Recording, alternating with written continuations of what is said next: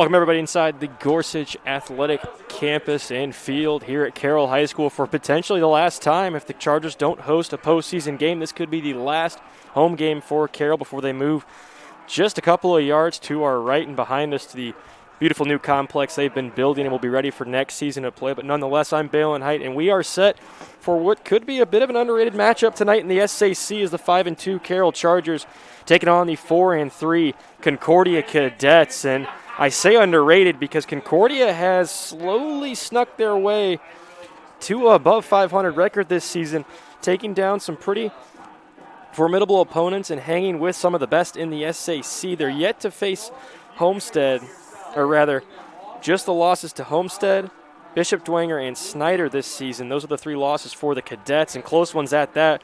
Homestead, just a 7-point loss, 7-0. Snyder, 27-0. And Bishop Dwenger, 28-12. And those first two losses for the Cadets were without their quarterback, Brandon Davis, and we're going to hear his name called a lot. Once again, he missed the first those two losses this season for Concordia. And meanwhile, for Carroll, they're just trying to rebound off of what arguably might have been the worst loss in program history, at least in some time.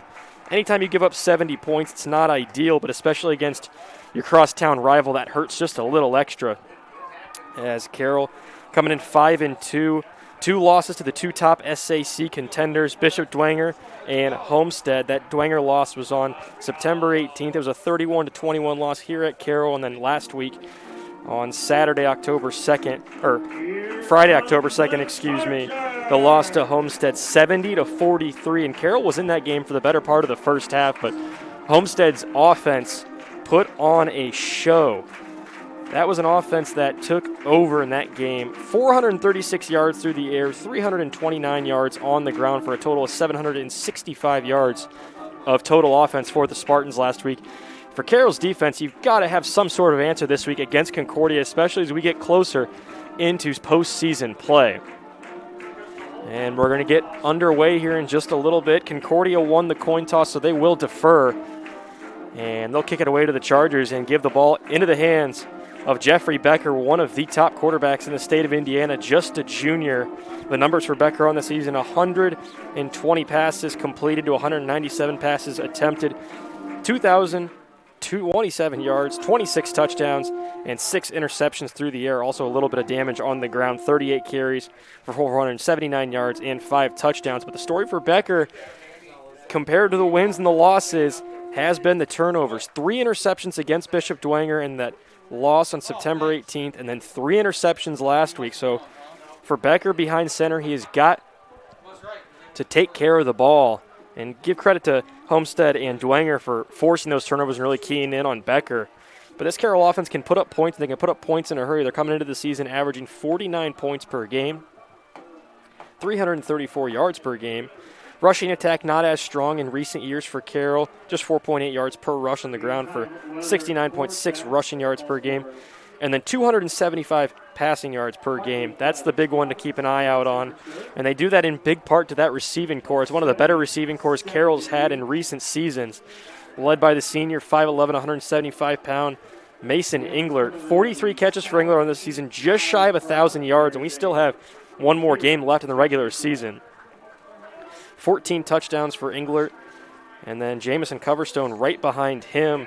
35 catches in the season with 593 yards for 8 scores as well. Bowden Height also getting in on the action. 17 catches for Height, 183 yards and 2 touchdowns. Carroll wants to throw the ball, and they want to work fast offensively. You're not going to see too many huddles from the Chargers tonight.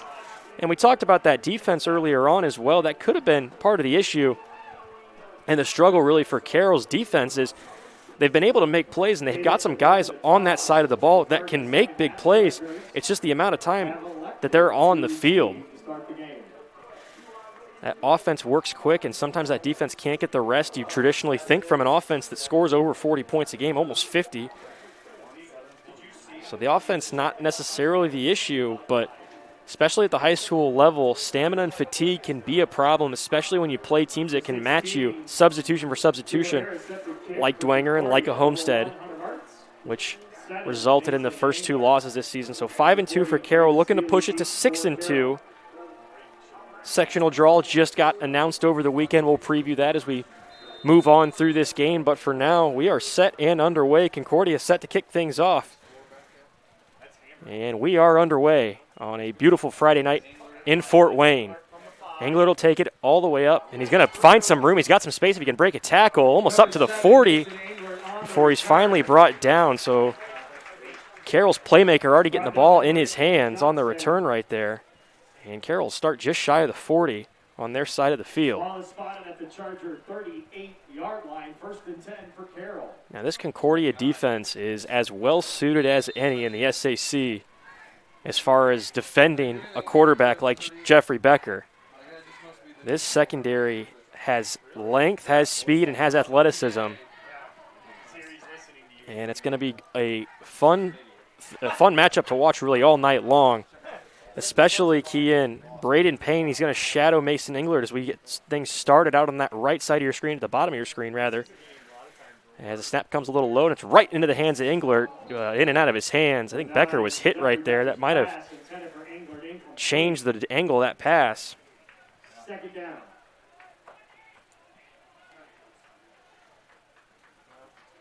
So to bring up a 2nd and 10 for Carroll. Once again, they want to work quick. No huddle. They'll hand off to the right side. I believe that's Carmody with it as he stiff arms a defender and gets chased out of bounds in front of the Carroll bench. Might have picked up 5 or 6 yards. Looks like they'll give him about 5.5. Ball is at the Charger 45. Rather, scratch that 7 yards for Carmody on the run. It'll be a 3rd and short, 3rd and 3 to be exact. Becker wants to hand it off. He does. Plenty of room there for Carmody as he just jumps over the 1st down marker. So Carroll converts on a 3rd down on their first possession of the game. Once again, Carroll working quick. 4 receivers out. Carmody off to the right of Becker. Looks to the left. Now he's going to have to roll to the right. Good pressure as that's Hayworth chasing him out, and Becker's going to have to scamper and just step out of bounds. He may have gotten back to the line of scrimmage. Chased out of bounds by number 34. Good pressure there Gain of a couple. from 53, Grant Hayworth. 195-pound sophomore. That front 3 creates a lot of pressure for Concordia. Becker fakes a handoff, rolls to the left, looks for height, and just tosses that one over Coverstone. And Jamison Coverstone, the shorter receiver out there for Carroll at 5'5". Plenty of speed for Coverstone, but you've really got to get it down to him. Hey, that's a tough miss for him. And Carroll could have picked up a couple of yards there. So now the first 3rd and long of the game, 3rd and 8, will line things up. 4 receivers out, 3 to the left, 1 to the right. Becker throws it over the middle. That one's almost picked off. As James Rusher might have got a hand on that. He was looking for Cam Hedgecock. 4th down. So a good stand there by the Concordia defense forces the Carroll punt team to come out. Not a particular pretty-looking drive there from one of the cleanest offenses in the SAC. A couple of missed throws there on Becker's part, and good pressure by Concordia forces the stop on 3rd down. So Englert will punt things away. Not a bad punt. It'll definitely change field. And it's going to trickle out of bounds. Looks like at the 29 of the Cadets. So now we'll get our first look at this Concordia offense that isn't extremely high-paced and electric, but can get the job done and help them get some wins. Their highest scoring output of the season, 38 points. That was a win over Bishop Luers on September 11th. Coming in today averaging 17 points per game, 240 yards per game, and their big attack is going to be on the ground. You're going to see a lot of Amir Drew and a lot of Cam Johnson, who's recently found a role in this offense. It's Brandon Davis at center, I should say, in the shotgun. And Amir Drew lined up behind him. The handoff will go, nope, it will go to Drew. Nice little give there by Davis, and he might pick up a yard or 2. This is going to be a great challenge for this Carroll offense, or Carroll defense, rather. Gain of 3, 2nd down. After really struggling against a strong Homestead team last week, a team in Homestead that right now is at the front of the SAC race, and they control their destiny. They went out, they capture it. Give all the credit to the Spartans. Started the season with a loss to Northrop in what many thought was a big-time upset, missing some of their key guys, got everybody back, got everybody healthy. And they've got a quarterback as well in Ormsby over there on the southwest side of Fort Wayne. Handoff goes up the middle to Drew, shakes a defender, picked up a couple of yards on the fall. And it'll be about a 3rd and 4. Check it 3rd and 3 with 10:06 left in the first quarter. Concordia wants to focus it on the ground, but they can take a shot as well. A lot of size out there for Concordia. At the receiver position, 6'2", 6'1", 6'2", and 5'11" are their 4 main receivers. Got 3 out to the right, 1 to the left. That's Scotty Van Landingham out to the left. 11 catches for Van Landingham on the season. Davis looks right, though, over the middle, and he finds Jace Parnan, who will convert the first down before he's brought down by a gang of tacklers by the Chargers. I know I saw Hunter Mertz in on that one. Muncie might have been in on that as well. Parnan, kind of an interesting case for Concordia. Just 8 catches in the season, so that puts him actually at the 4th most receptions for the year, but 2 touchdowns for Parnan, and that ties him with all receivers. So maybe more of a red zone guy for Brandon Davis. He has 8 catches, 114 yards, and 2 touchdowns for Parnan on the season. Picks up the first down nonetheless, 9:08 left in the first quarter, and the Cadets have themselves a fresh set of downs. Davis hands it off to Drew as he scampers past the line of scrimmage. And gets brought down by Liam Ottenweller, who has missed some time to injury this season. Good to see him back out on that front 4 for Carroll. He gets off of that side and uses all that 6'4" frame to bring the player down.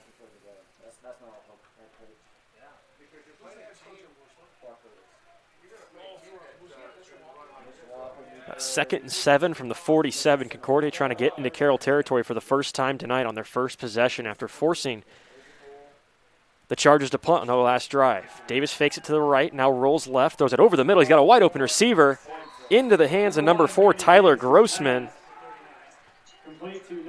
That was a great looking play from the Cadets right there, as Grossman was all alone over the middle, and Concordia's found something they like over the middle. Good little fake from Davis. We'll check it out on the Traction AP replay here.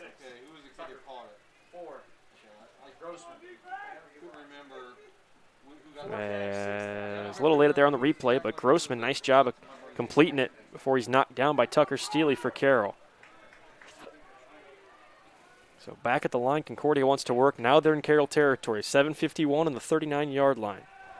Davis looks off to the right. He had a man in motion. It's going to be a little bit of a screen play off to Amir Drew. Got to make a tackle if you're Carroll. Drew, not the typical receiving back out of the backfield. He's struggled actually a little bit this season, but a great looking setup there for that offensive line from Concordia. And another first down for the Cadets. Davis comes off from the Concordia sideline, getting the play call from head coach Tim Manigault in his 11th year. He's 57-65, but the big year for Concordia, and a lot of fans around Fort Wayne will remember that 2016 season. A 13-2 record and a 3A state title.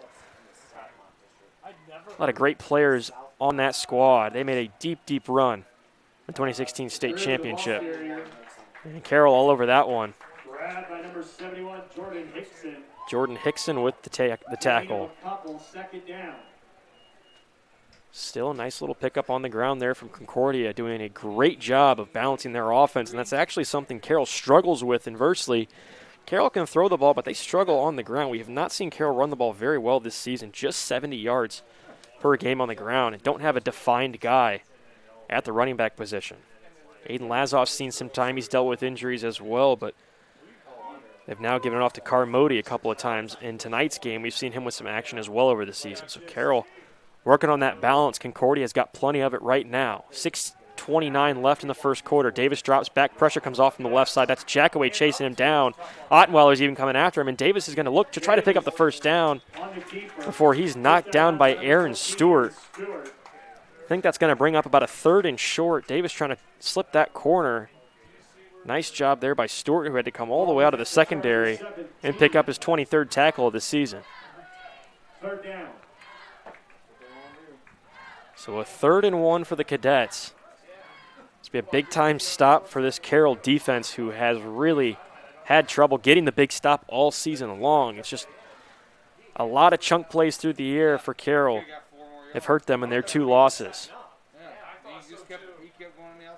Davis has said he's got 3 receivers out in formation, 2 to the left, 1 to the right. He'll roll left with Drew. Davis wants to take it on the ground. He found a gap, and it looks like he got it. He did by about a couple of yards as well. Good vision there from Davis on the ground to find the hole and slip it in for the first down. Really a flawless drive for Concordia. They've done well on 3rd down. They've thrown it well over the middle of the field, and they've dialed up the run play when they've needed it. I said this could be one of the more underrated matchups tonight in the SAC. We'll get the scores from around the area as well, see where this one stands. But this is a Carroll team who, if you're not careful, you can get beat by Concordia. They're one of the tougher schools in the SAC conference, even though they're 3A schools. That one goes up the middle. And Amir Drew getting a heavy dose of carries so far this evening. About a 5-yard pickup for Drew. Coming in tonight, Amir Drew, 116 carries, 685 yards, 5 touchdowns to 2 fumbles, and the big one for Drew, 114 yards on average on the ground. Didn't get a whole lot of work, more of a Cam Johnson game against Wayne, the win last weekend for Concordia. That was a 27-16 victory for the Cadets. So a 2nd and 5 now in the red zone for Concordia. Davis calls a man in motion off to the right side. That one's going to go up the middle, and a great job there by number 1, Hunter Mertz. 70 tackles, make it 71 on the season for Mertz. And that'll be a loss, even a tackle for loss. So number 5 on the season for Mertz as far as a tackle for loss. So a 2-yard loss on the ground for Concordia. And now a tough 3rd and long as they're getting closer to that end zone. This may be a situation early on enough in the game where, if you're head coach Tim Manigault, why not try to go for it? Most area predictions had Concordia coming up short in this one. Why not take a shot early on? You've got a lot of confidence right now, and the offense is working well. The defense had a good stand. Davis will look off to the right. He's got a man in space. That's number 8, Cam Johnson, who just steps out of bounds, maybe about 1.5 yards short. See what Concordia dials up here. I think they're going to go for it. Davis is dropping off to the right side to bring up the next play, and it'll be a 4th and 2 for Concordia. Keep an eye out for number 8, Cam Johnson. He's a guy that they have implemented into this offense, and he has done great. 4 catches in the season for Johnson, 72 yards, a touchdown. Last game he had 4 carries, 67 yards, and a touchdown, so he can do it through the air and on the ground. And now we're going to get a timeout for Concordia. Timeout, Concordia. Coach Manigault perhaps wants to think about this one a little better, see where Carroll was going to line up, and maybe format a play for that. So a timeout, the first one of the game with 4:11 in the first quarter. We'll take a short break. You're watching Indiana High School football on SummitCitySports.com.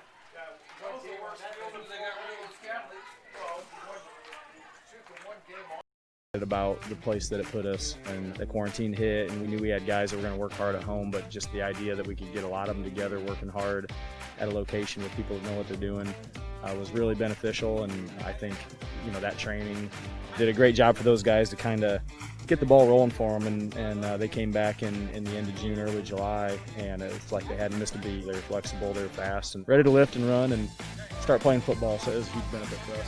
To gain an edge on your competition, it starts with a free one-on-one performance assessment. Call 260-266-4007. Parkview Sports Medicine. Become more. All right, welcome back, everybody, to the northwest side of Fort Wayne here at Carroll High School. Balin Height, Brandon Porter manning the camera upstairs for us this evening, as Concordia facing a 4th and 2 from the 5-yard line, so they can pick up the first down without scoring. Carroll started this one with the ball, and a two-down drive was halted pretty short. Concordia defense ready for the attack of Jeffrey Becker and crew, and now a chance to come out and maybe pick up 6 points here. I mentioned keep an eye on number 8, Cam Johnson. He's their ultimate gadget / skill guy. He's lined up to the – he's actually going to take the snap. He's under center, so Johnson runs it under center. Carroll's all over it. That's Tucker Steele in the backfield. Missed the tackle, though. Johnson off to the right side. Steps over a defender and into the end zone. What a play for Cam Johnson. He's caught it from the backfield. He's caught it from the air. He's done it on the ground. And then there he did it under center. What a sequence of events for Concordia as they pick up their first score of the game. What a play by Cam Johnson. Almost brought down. It was number 6, Tucker Steele, who had the jersey of Johnson. Had him all but down, and Johnson just wheeled himself free and took it around the other end. So Gutman punches it through and makes it a 7-point game. What a first drive by Concordia. So 4:01 left in the first quarter. Concordia goes all the way down the field, through the air, on the ground, converted 2 third downs, and then the 4th down ultimately right there on the keeper from 5 yards out for Cam Johnson is the difference. Well, we'll take a quick break here on SummitCitySports.com. We return. Concordia kicking it back off to Carroll. Concordia scoring drive summary. 12 plays, 71 yards. And the time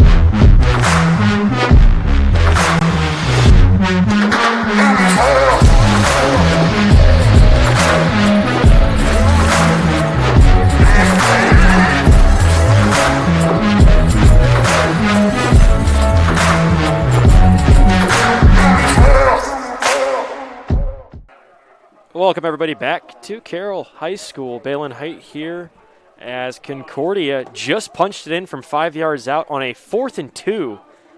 It was a Cam Johnson quarterback keeper, a little bit of a wildcat run as he evaded tackles off to the left side and turned the corner on the right to punch it in, and really a beautiful drive overall from the Cadets. Brandon Davis doing just enough. Amir Drew carrying the load on the ground, and Concordia with the answer. So set to kick it off is Cooper Harris for the Cadets. Back to receive Englert. Braden Glasper, Braden Steele and Hunter Mertz for the Chargers.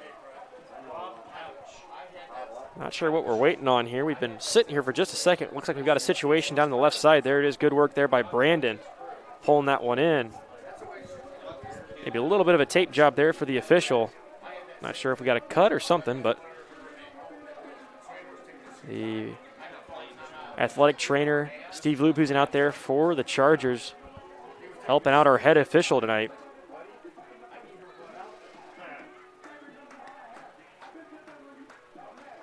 Give credit to this officiating staff as well. Don't want to let the officials out without the compliment.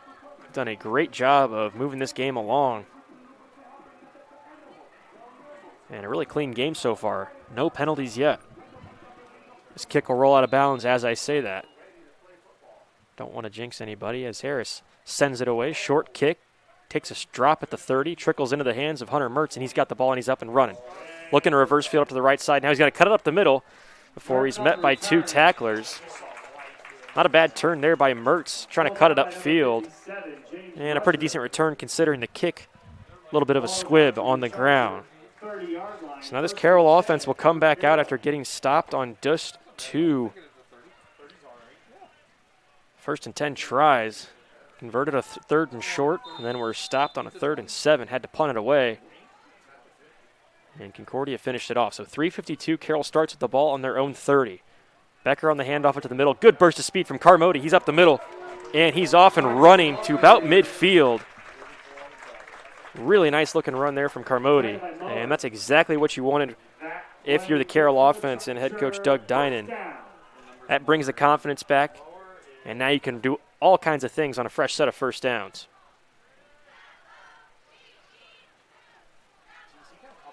There's a good-looking hole for Carmody. Punches it up the field. Another pickup of about 5 or 6. I mentioned this secondary for Concordia, extremely skilled. They make plays flat out. 11 interceptions for this Concordia team on the season. And the Carroll point of attack has been on the ground as Becker tosses that one just off to the left as Height running the route couldn't quite get to it.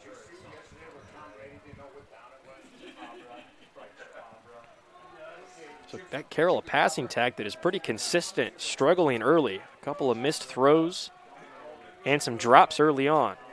3 receivers off to the right of Becker, 1 off to the left. Carmody set behind him.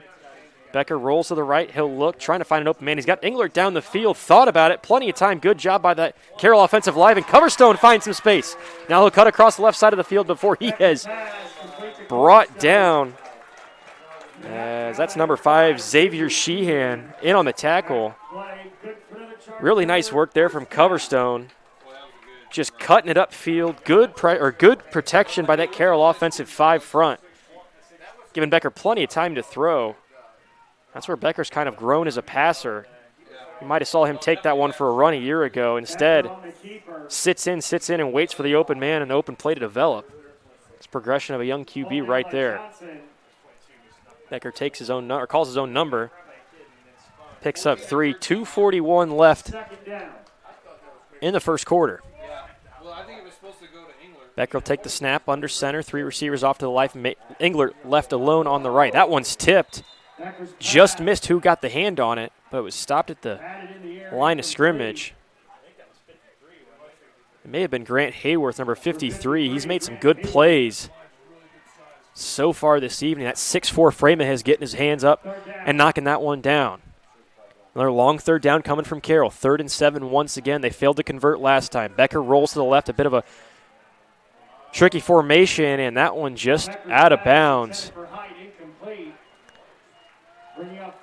Becker wanted to go off to the left. We'll see if Carroll looks to go for it here. Just really one good play of offense for Carroll, and that was the big reception by Coverstone. A couple of solid runs by Luke Carmody, but this Carroll offense has not looked like itself to start this first quarter.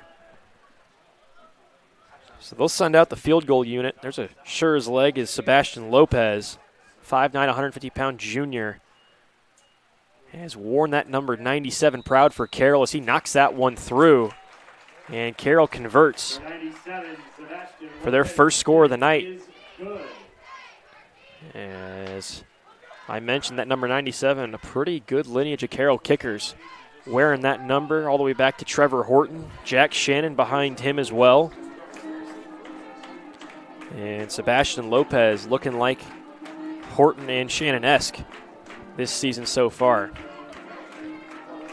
So the drive after a big-time pickup by Jamison Coverstone via Jeffrey Becker through the air stalls at the Carroll 13. And they're forced to put up just some points with 2:18. Concordia still leads things. We'll keep it here, a pretty quick change of pace. As Concordia is set to receive, and number 99 for Carroll, Evan Jester, will send it away. This has been pretty much the exact game I would have imagined. As far as the script goes, this Concordia defense can play with the best of them. Coming into tonight, 3 shutouts for Concordia. Or rather, just the 1 shutout for Concordia. 2 shutouts for Concordia. A lot of low points, though. This is a defense that is only allowing 13 points on average per game. So Jester set to kick it away. And back to receive, it's number 8, Cam Johnson, who scored the first touchdown of the game. And he'll receive that one just in front of the 10-yard line. And he's brought down by number 40. I believe that's Braden Steely. Tripped up by Steely. That's a freshman out there making the tackle. Concordia drive will begin at their own 19-yard line. Braden Steely, the younger brother of Tucker Steely, one of Carroll's outside linebackers, number 6.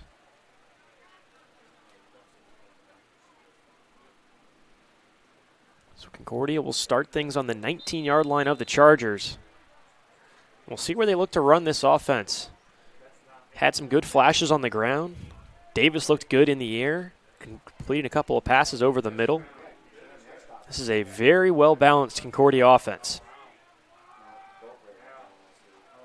Might want to see them attack this Carroll secondary here. Carroll's spreading things out. Got a couple of linebackers out in coverage. A little flip goes to Drew, and that pressure for Carroll all over it. Number 16, Aaron Jackway,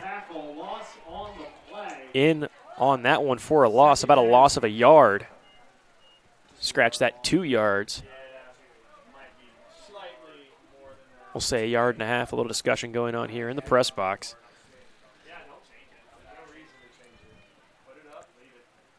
1:44, clock is running. Concordia does a nice job of controlling their time of possession. I believe that touchdown drive for Concordia was just over 7 minutes. So 1:32 left, clock continuing to run. Davis in the shotgun. Drew lined up back behind him. Drew comes up for a block. Davis scans the field, now has to run off to the right side. Good pressure by Carroll. Nice little sling throw. If that was completed, that was a very pretty looking pass from Brandon Davis. So Davis to Grossman for another first down conversion for Concordia. Good look there from Brandon Davis, who just is setting in the pocket and taking the play, letting it develop in front of him before making a decision. Clock continuing to run, just over a minute left in the first quarter. Concordia all over the time of possession in this one. This offense is locked in right now for the Cadets. Looking for the handoff. Amir Drew off to the right. Cuts it through the first level. Might have picked up 4 or 5. They'll give him 4. So it'll be a 2nd and 6 from the Carroll 35. Second down. 4 yards of rush will get you a first down every time. Middle school football. I'm set up here. Mark Miller's announcing, corners doing the scoreboard. Those two used to do that. And Justin Frank was the kid at that time who was doing, and he was running. Davis casually coming off from the sideline with the play call, letting his offensive line know the protection. 4 receivers out in the formation, 2 to the left, 2 to the right. Drew behind him, sends a man in motion. That's number 10, Jace Parnan. He comes over the middle on the fake sweep, and they toss it off to Drew, who might have picked up a yard or 2. I think they're going to give him about 2. As the clock will expire, and that's the end of the first quarter. And to the surprise of some, Concordia leads it 7-3 over the Carroll Chargers. We'll take a quick break. You're watching Indiana High School football on SummitCitySports.com.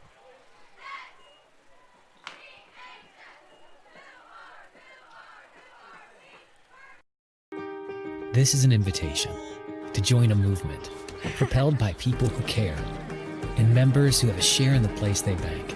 Good morning, Sam. So when you have the chance to get your first home loan, you know an expert will guide you every step of the way. Or when it's time to buy your new car, you'll be treated like more than just a credit score. Good news, ProFed can get you that payment. This is an invitation to a place where simply belonging can help enrich your whole community. ProFed Credit Union. You're invited. I was once a Southside kid who was led on a journey by high school football.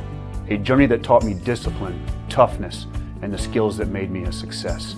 As a businessman with a CPA license who owns his own firm, I still use the building blocks of high school sports in my everyday life. Someday sports will end no matter what level you reach, but you will be left with the skills to compete in the next game, the game of life.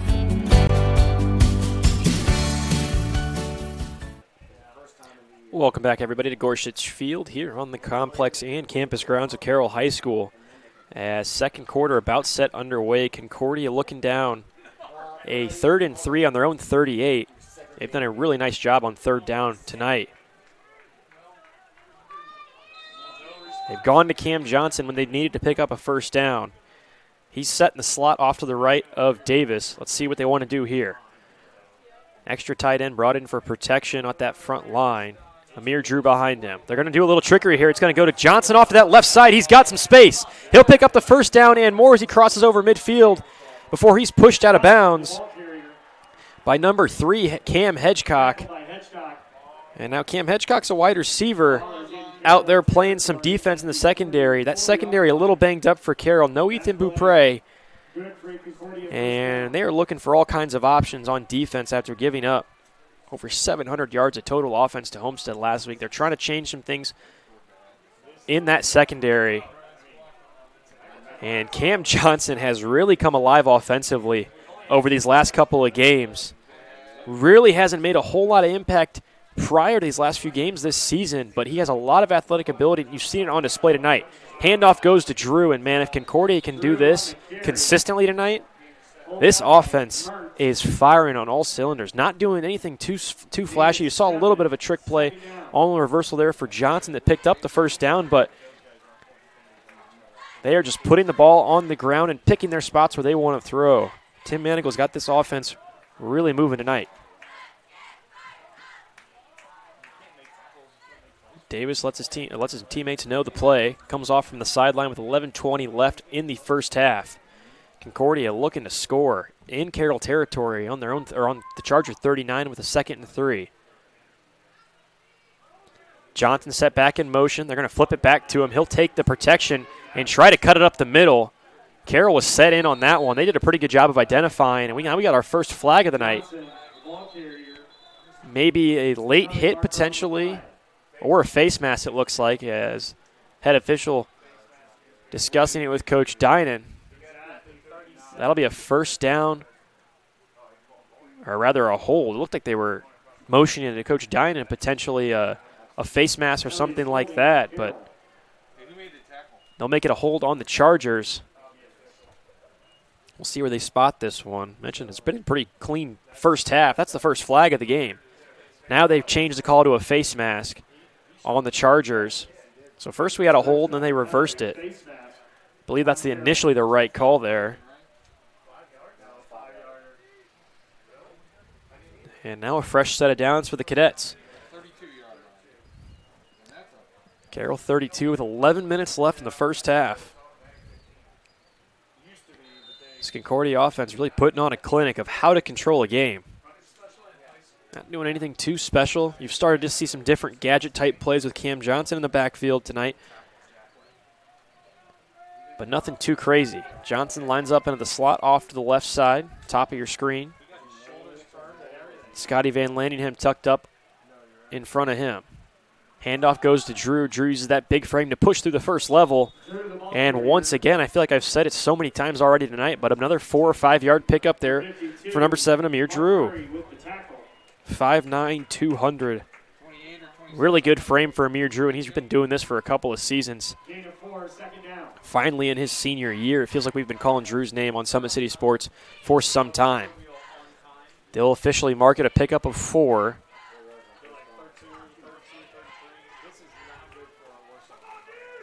And you look at that Concordia sideline. We mentioned a 3A school taking on a big top contender in 6A. Hand off to the right side. Davis whips it to the left. He's got a receiver off to the left side. It's Van Landingham who controls it and is into the end zone. Concordia's offense is doing it all different kinds of ways as Van Landingham picks up his 2nd touchdown of the season. That was a great setup, a great play call. All around great drive for the Cadets. And they might try to just run away with this one. 9:52 left in the second quarter. Joe Gutman out for the point after try. Jace Parnan on the hold. Max Gleave on the snap.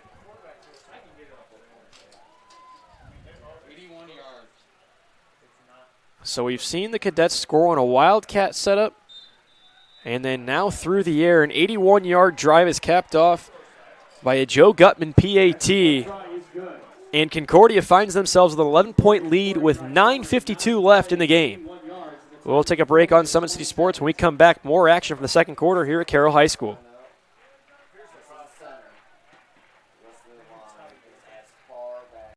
About the place that it put us, and the quarantine hit, and we knew we had guys that were going to work hard at home, but just the idea that we could get a lot of them together working hard at a location with people that know what they're doing was really beneficial. And I think that training did a great job for those guys to kind of get the ball rolling for them, and they came back in the end of June, early July, and it's like they hadn't missed a beat. They were flexible, they were fast, and ready to lift and run and start playing football, so it was a huge benefit for us. To gain an edge on your competition, it starts with a free one-on-one performance assessment. Call 260-266-4007. Parkview Sports Medicine. Become more. Welcome to the Summit City, home to the... Welcome back, everybody, inside the press box here on the campus grounds of Carroll High School. Concordia, an 81-yard drive capped off by a connection between number 1 Brandon Davis and Scotty Van Landingham. That's Van Landingham's second touchdown catch of the season. And another perfectly orchestrated drive for head coach Tim Manigal and the Concordia Cadets, who are looking to move to 5-3 and pick up some momentum before heading into that 3A sectional. Short kick bobbled by the Carroll coverage team and finds its way down to the 34-yard line, as that was number 89, Jaden Barklow for Carroll, who fell on top of that one. So this Carroll offense that has just been able to yield 3 points has been challenged tonight by this Concordia defense. And I don't think that's a surprise to very many if you've been watching the Cadets this season. This is a elite defensive unit in the SAC, just averaging 13 points allowed per game. They get things done in the secondary. Becker looks off to the left. He's got Hedgecock right there. Nice little spin move there by Hedgecock before he fights for what looks like maybe a first down. And they will rule it a first down. That was a really nice looking play by Hedgecock as he made the move there. We'll take a look at it on the replay the second we get it. Carroll wants to move quick. It's part of their offensive setup. Hedgecock off to the left. Becker's going to look right to him, and he just maybe overthrew him as Hedgecock came in. Had to kind of come back to that one. Xavier Sheehan there to disrupt the play. We'll get a look real quick at that nice little move there by Cam Hedgecock, who fought for those yards after catch. All about the yak. As Becker finds a little seam, slips it up the middle, and picks up a first down on the ground. So now this Carroll offense with a little bit of life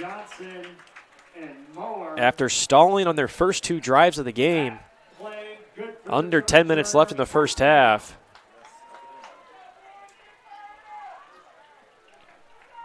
Becker back in the shotgun. Carmody off to his right. Now Carmody steps up and blocks. Becker drops all the way back. He's got Mason Englert over the middle. If Englert can get to it, that would have been a touchdown, but just an overthrow, as that was a good looking route there for Englert. Braden Payne was right there. It would have been a tough catch for Englert either way, but Englert's out there, and maybe just a little bit of an overthrow from Becker. So now another 2nd and 10. They converted last time on 2nd and 10. We'll see what they look to do here. 3 receivers off to the right side. Becker looks that way. Now scrambles a little bit off to the right. Has to come back. That's good pressure from Concordia. Hayworth kind of chased him down. Now Becker sidestepping his way up and almost had the first down. Nice burst of speed there from Jeffrey Becker, who has had some success on the ground, and now he might get a hold. This is very characteristic of a holding call, as there's a flag on the field. Carroll's coming back to the line of scrimmage, so looks like that's going to be the call. So the scamper wiped out by the hold. There's the official call. And Carroll will now work from a 2nd. And looks like maybe a 24. That's what they've got it marked on the board. So 2nd and 24 coming for the Chargers. That's a drive killer right there, especially after Becker almost picked up the first down. It would have been about a 3rd and short. Now make it a 2nd and 24 on your side of the ball, or on your side of the field, excuse me. Give that Carroll offensive line a little bit of credit. They have given Becker plenty of time tonight and even made a couple of nice plays there. We marched it back just a yard, so check that. Not a 2nd and 24, 2nd and 21. Still a 2nd and long nonetheless. I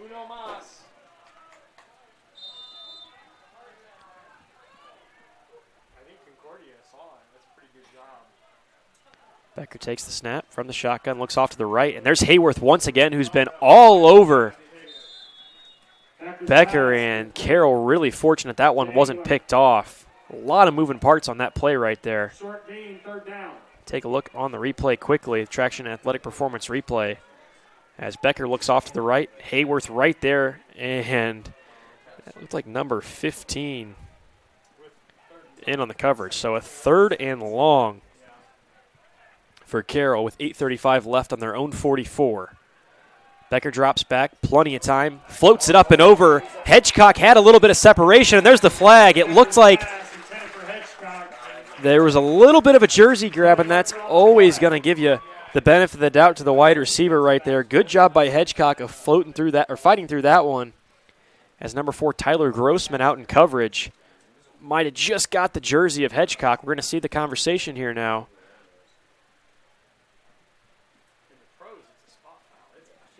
And there's the pass interference. That is a forward pass interference on Concordia.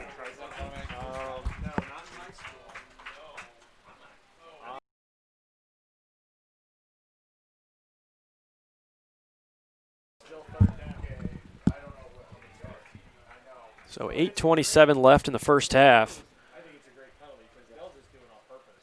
Yeah. Like they go spot foul. Is college spot or is it? No, college is. And Carroll gets helped out. A big boost there by the offense or defensive pass interference. Brings it up to about a 3rd and 7. So still a 3rd and long for the Chargers, but now a lot more obtainable here. This might even be a spot where we see Carroll go for it on 4th down, depending on the result of this 3rd down. Pressure here from Concordia. Nice job of Becker staying in there and getting it off to Cooper Rudolph after a missed tackle. Now Rudolph trying to pick up a couple of more yards. As Grossman was there on the tackle. Nice job by Cooper Rudolph, who only has 6 catches on the season for 62 yards, but more yards after catch there. And a huge first down for Carroll with 8:16 left in the first half. Handoff, nope. Becker's going to keep it. Nice little spin move through the middle, find some space, and brought down about a yard short of picking up another first down. Carroll trying to mix things up on the ground. We've seen some options, some keepers by Jeffrey Becker. It'll be about a 2nd and 1. Carroll cannot come up with a field goal here. They've got to go for the end zone. Concordia's looked good on offense. 19? Well, not yet. Now it is. Ball gets stepped back, maybe a foot. Moved it back.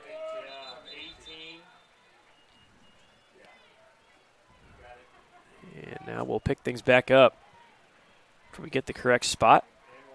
He's got everything going. Clock's running. Becker off to the right, looking for the open receiver, and just threw to the left to Coverstone.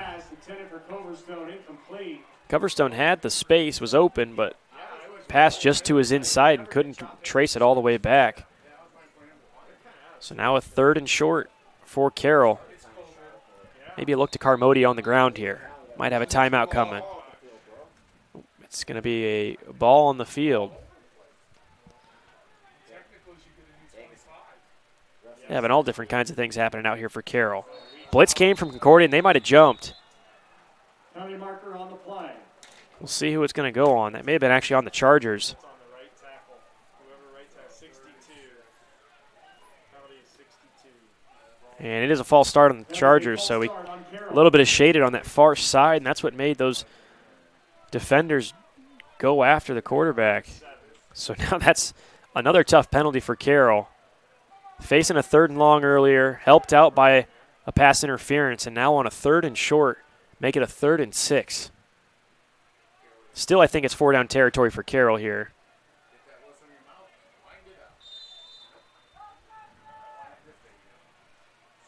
Three receivers off to the left, one off to the right.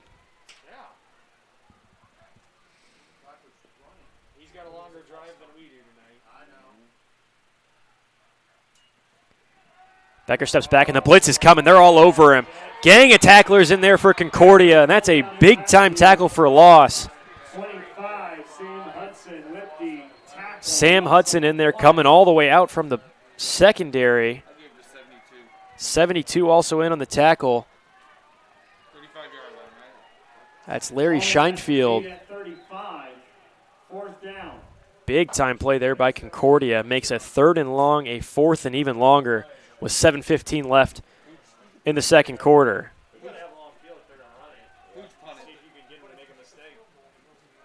Carroll looks to be set and going for it. Becker set back, or might just see the receivers go out in the pattern straight out.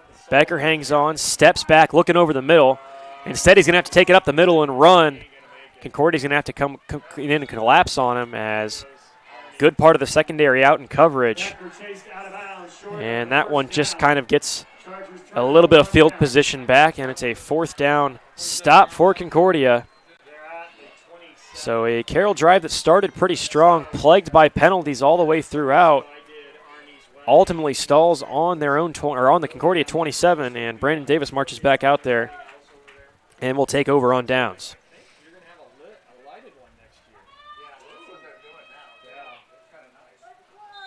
This Concordia offense has looked strong all night long.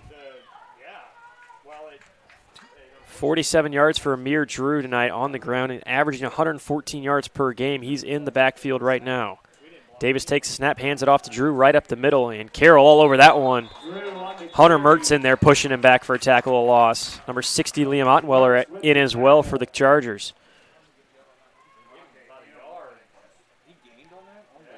Drew somehow picking up a 1 yard on that play. That's what a 200-pound, 5'9" frame will get you. Just got to keep those legs moving. Clock continues to run, 6:20 left in the first half. Concordia content with maybe trying to hang on to this one. Carroll started with the ball in the first half, so Concordia will receive out of the second half. Davis steps back, some pressure through the middle. That's Klinger chasing him down, but able to loft it off and pick up the first down to Scotty Van Landingham. Might have a flag in the backfield. We do. We'll see what the call is. Dining in on the tackle for Carroll. Concordia's marching back. This may be on the Cadets. Could be a hold. It's characteristic of the location, and it is a hold. So a hold on Concordia.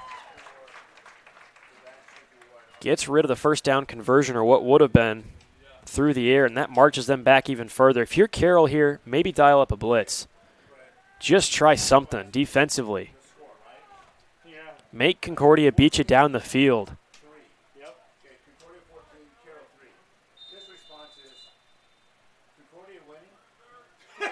Come on, Tim.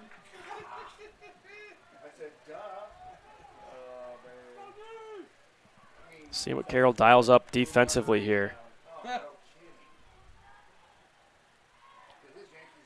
Davis surveys 2 receivers off to each side. Drew off to his right behind him.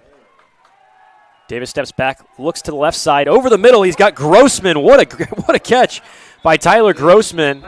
He's going to get back to the original line of scrimmage and maybe a yard or two more. Set up a 3rd and 9 for Concordia. Tyler Grossman's made a couple of great catches over the middle tonight. There's another one. Another nice throw over the middle for Brandon Davis. So Grossman picks up even more, a 3rd and 8 now, a little bit more manageable here for Concordia from their own 29-yard line. Clock continuing to run, 5:04 left in the first half. Do we see more of Cam Johnson here? Doesn't look like he's out in the formation. Drew back out there in the backfield. Davis takes a snap from the shotgun, looks off to the left side. Now floats one over to the left. That's Van Landingham, and he's short. I think that was Mertz in on the stop. Rather, check that Dinan, number 4K, Dinan for Carroll with the stop. And it'll bring up a 4th and 1. Concordia looks like they're going to keep the offense on the field. Davis checks things over with his head coach, Tim Manigal. And we may see something on the ground here for Concordia.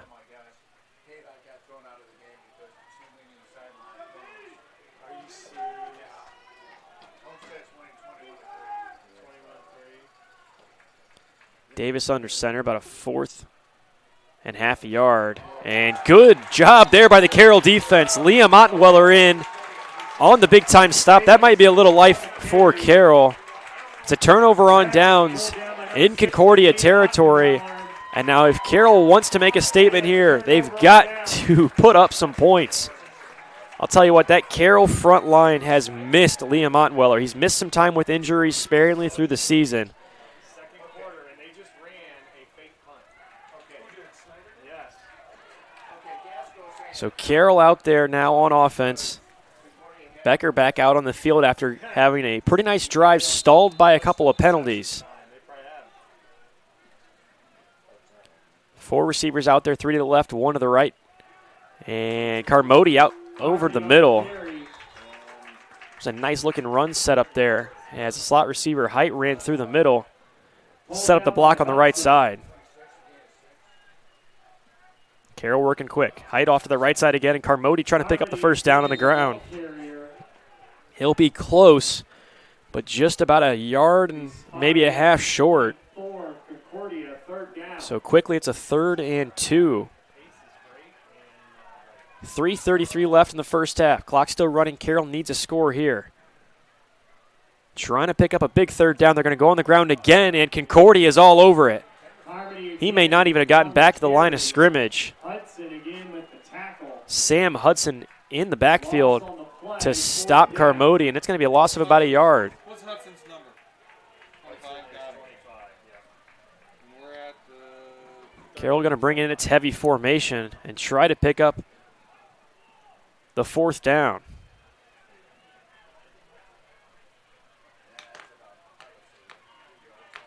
This is that T formation for Carroll. Look for Mertz to get the ball. He's picked it up on the ground. Dylan Bennett also there, the linebacker to the left. Flip goes to Mertz. They're trying to find some space around the outside. Looks like he's got enough space. Big time stiff there by Hunter Mertz, knocking down the defender. Almost ran him over. And that keeps the drive alive for Carroll. Take a look at it in the Traction Athletic Performance Sports replay.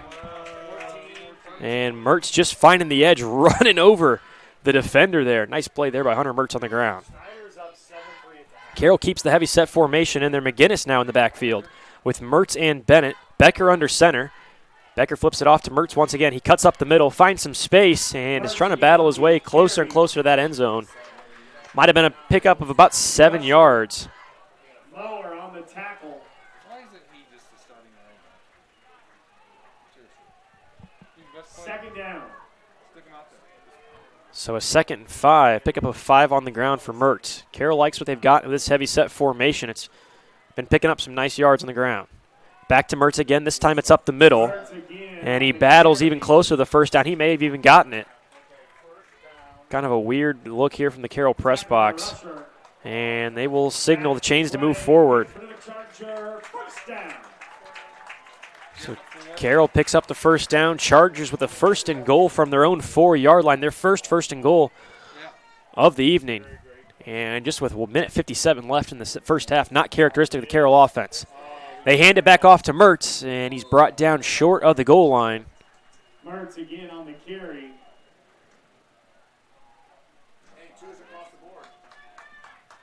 Tackled by Hudson. 1:40 left in the first half. Clock still running for Carroll. A 2nd and goal from the 2-yard line. See if it's tossed back to Mertz. This time it is the handoff to the inside to Mertz. He looks like he's got enough space, and he's in for the score. So Hunter Mertz picks up the first Carroll touchdown on the ground. And that offense found some life via the T formation.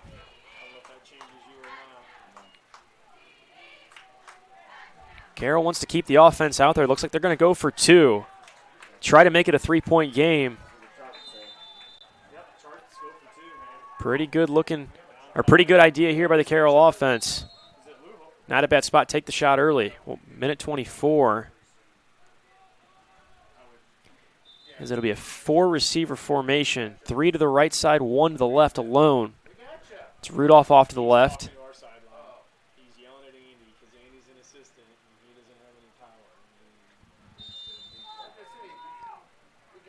Becker will take the snap from the shotgun. Carmody lined up behind him.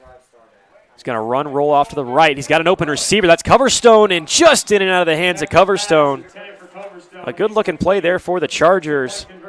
So the two-point conversion, no good, as Concordia still leads it 14-9 this time. Carroll picking up the score on the ground via a Hunter Mertz carry. It's Mertz's 10th touchdown of the year on the ground. We'll take a quick break here on SummitCitySports.com. We come back, more action from Carroll High School.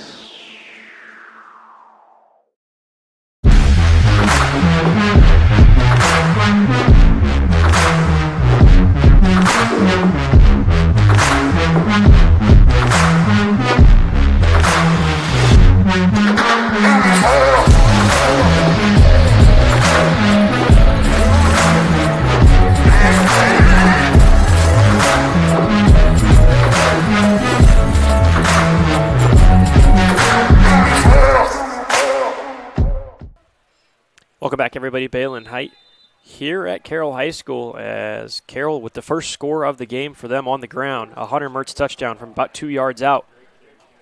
And that's a good kick there by Jester, as Cam Johnson couldn't handle it, and it heads out of bounds. Concordia will have a minute 24 to work the offense to try to put up some points on the board before we head into the halftime break. Get you some scores from around the area as well as a recap of the first half during the break. And Concordia does get the ball out of the halftime break. Carroll received. I know we have one score out of the Snyder and Dwenger game. Snyder 7, Dwenger 3. That game is always close regardless of the level of the teams playing in it. A lot of people would have picked Dwenger to take that one. Snyder standing pat.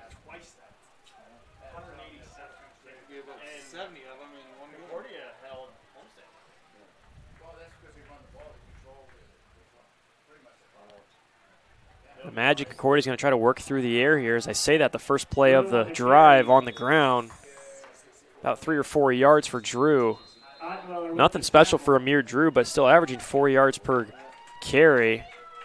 I think we're going to get a timeout from Carroll, or Concordia rather.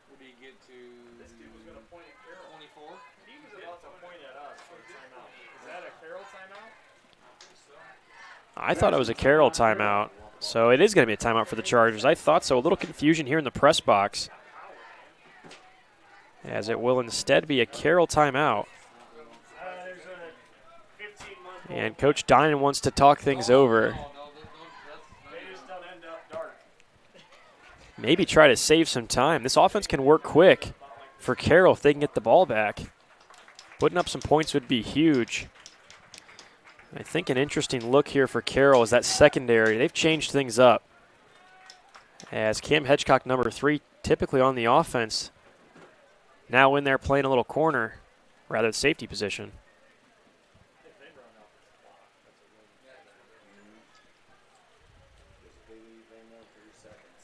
Becker staying warm on the sideline here in front of us, hoping his defense can get him the ball back. Try to make a play before the end of the first half. It'll be a 2nd and 6 with 1:16 left. Carroll stopped the clock on the timeout. They've got 2 left here in the first half.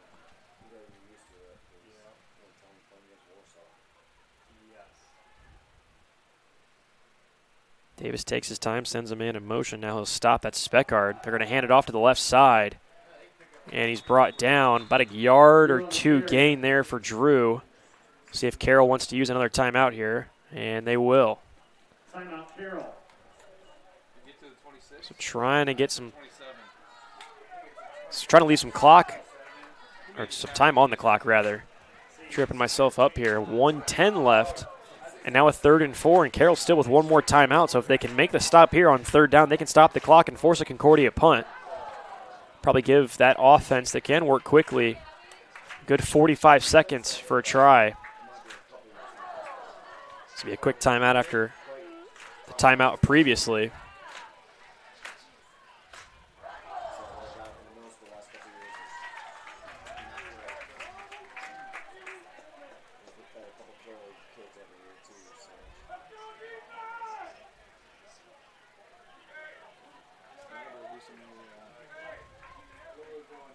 Carroll defense trying to get set. Davis and the Concordia offense has the play. They're lining things up, which will be a 3rd and 4. I'd assume they'd put it on the ground here. Force Carroll to use that timeout, but why not take a shot? So you cannot have a turnover. That's the biggest thing. Speckhard in motion. He moves across the middle. Handoff goes to Drew that direction, and he may have picked it up. Looks like he did. That was great blocking by Concordia. They're going to pick up the first down, and I think Carroll's going to hold on to their timeout.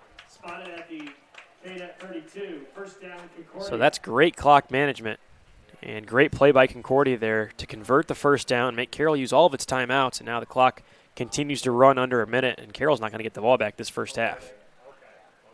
That's huge for Concordia, especially with them receiving the second half kick. Davis will take his time with the offense. No hurry here. Concordia just trying to get this one at the break. Why not take a shot here if you're Concordia?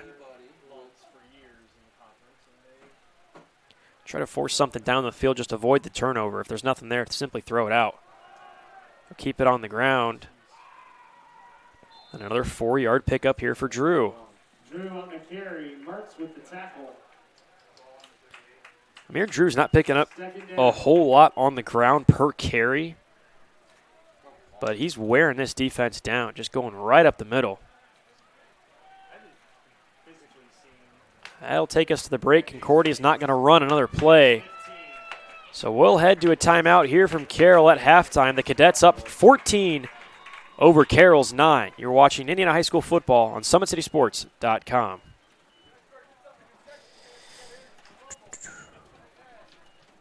We have to do this. A bit of a hill. His mother said, if you're coming to school, you got to bring your sister because they have to go and work in the fields. So this kid carries his 1-year-old sister everywhere. A lot of those kids don't eat in the morning. A lot of those kids, the only place they do eat is at that school. I thought going up that mountain, Mary's meals can reach everywhere that there's a hungry child. Do you see what happens after a simple meal? It just came to life. Love reaches everywhere.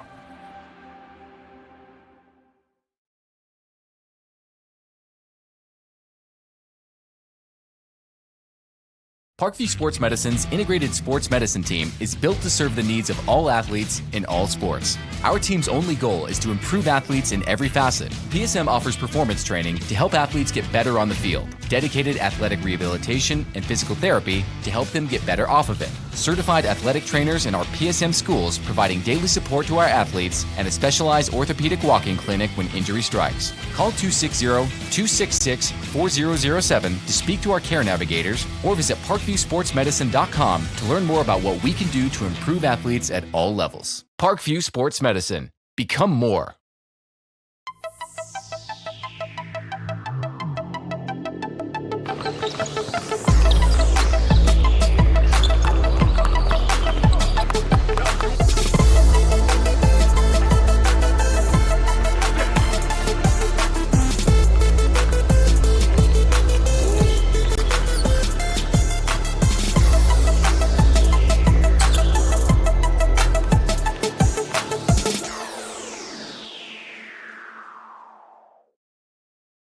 Joint pain, sprains, strains, or a possible broken bone? Make the Parkview Ortho Express Walk-In Clinic your first stop when you have an orthopedic or sports injury. Call 260-266-4007 for more information. Welcome to the Summit City, home to the 260's dedicated high school athletes and fans. Each victory and celebration captured by our cameras. Treasure the highlights from the Summit Athletic Conference this season, or complete games live or on demand. After all, nobody's more proud to call Fort Wayne home than SummitCitySports.com.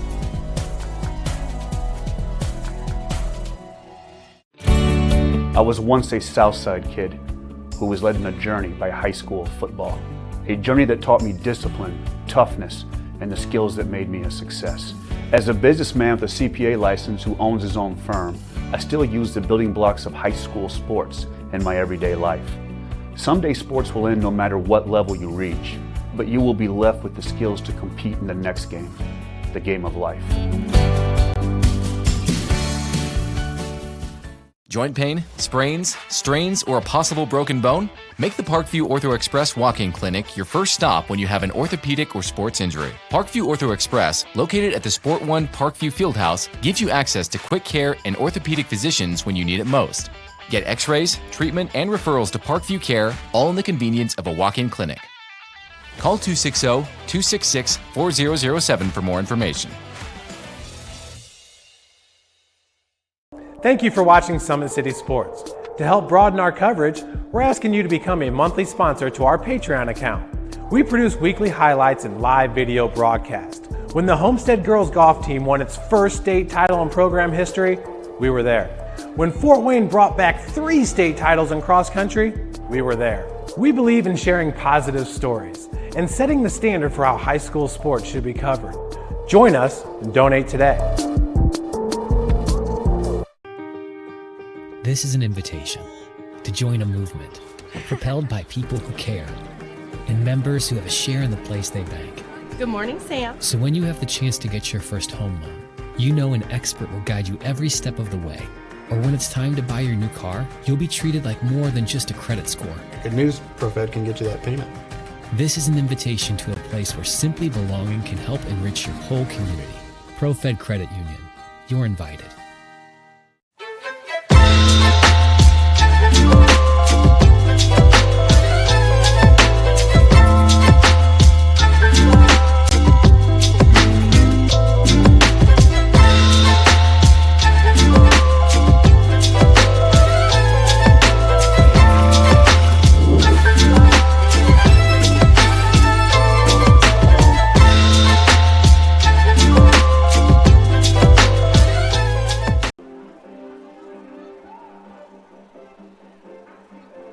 We have to do this. A bit of a hill. His mother said, if you're coming to school, you got to bring your sister because they have to go and work in the fields. So this kid carries his 1-year-old sister everywhere. A lot of those kids don't eat in the morning. A lot of those kids, the only place they do eat is at that school. I thought going up that mountain, Mary's meals can reach everywhere that there's a hungry child. Do you see what happens after a simple meal? It just came to life. Love reaches everywhere.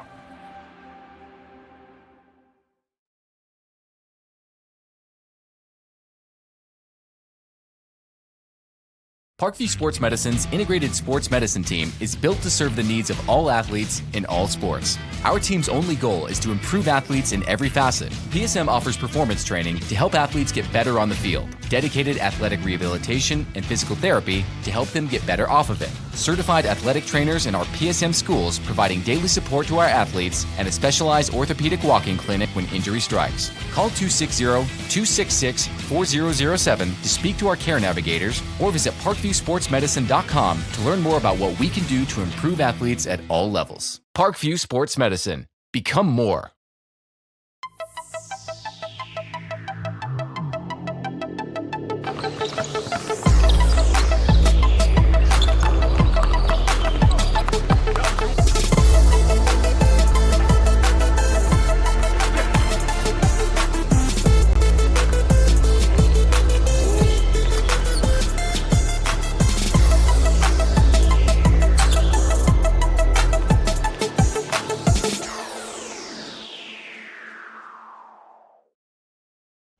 Joint pain, sprains, strains, or a possible broken bone?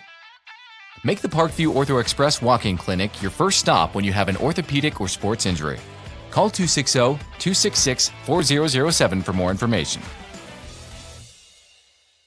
Welcome to the Summit City, home to the 260's dedicated high school athletes and fans. Each victory and celebration captured by our cameras. Treasure the highlights from the Summit Athletic Conference this season or complete games live or on demand. After all, nobody's more proud to call Fort Wayne home than SummitCitySports.com.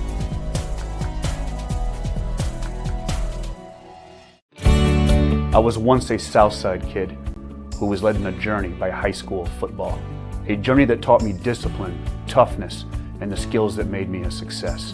As a businessman with a CPA license who owns his own firm, I still use the building blocks of high school sports in my everyday life.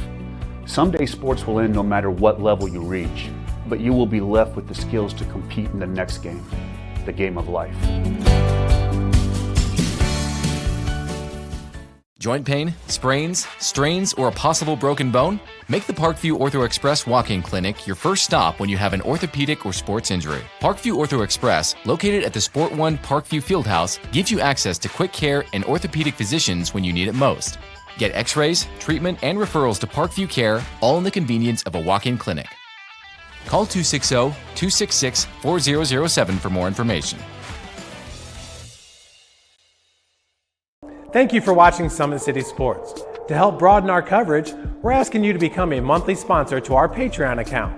We produce weekly highlights and live video broadcast. When the Homestead Girls Golf Team won its first state title in program history, we were there. When Fort Wayne brought back 3 state titles in cross country, we were there.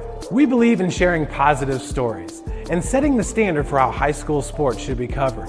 Join us and donate today.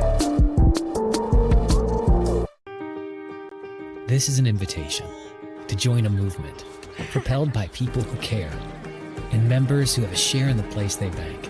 Good morning, Sam. So when you have the chance to get your first home loan, you know an expert will guide you every step of the way.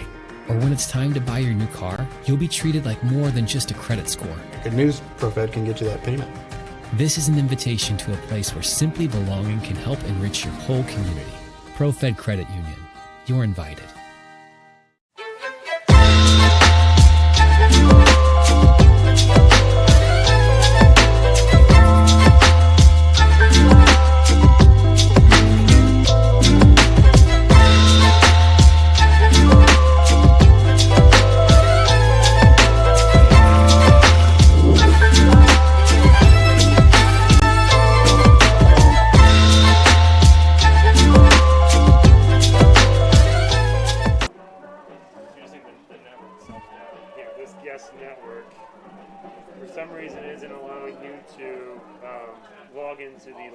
Server, even though the only thing I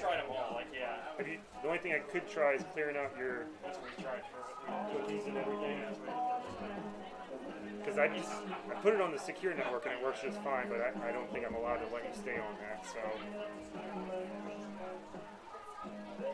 the only other option is that you can do a hotspot, but I don't think you even have that option. Where we have to do this? A bit of a hill. His mother said, if you're coming to school, you got to bring your sister because they have to go and work in the fields. So this kid carries his 1-year-old sister everywhere. A lot of those kids don't eat in the morning. A lot of those kids, the only place they do eat is at that school. I thought going up that mountain, Mary's meals can reach everywhere that there's a hungry child. Do you see what happens after a simple meal? It just came to life. Love reaches everywhere.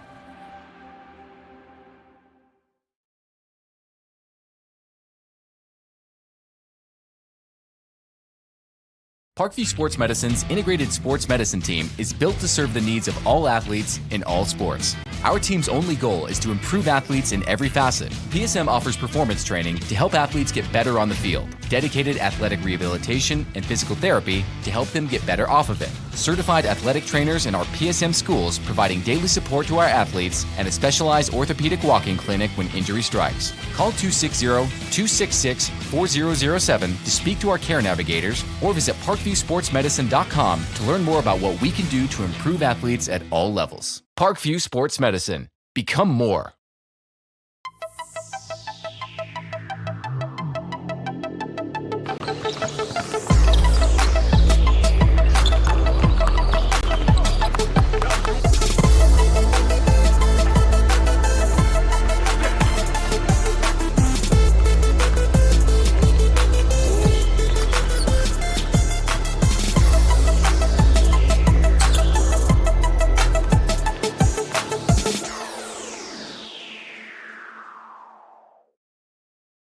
Joint pain, sprains, strains, or a possible broken bone?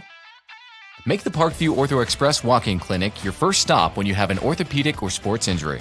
Call 260-266-4007 for more information. Welcome to the Summit City, home to the 260's dedicated high school athletes and fans. Each victory and celebration captured by our cameras. Treasure the highlights from the Summit Athletic Conference this season, or complete games live or on demand. After all, nobody's more proud to call Fort Wayne home than SummitCitySports.com.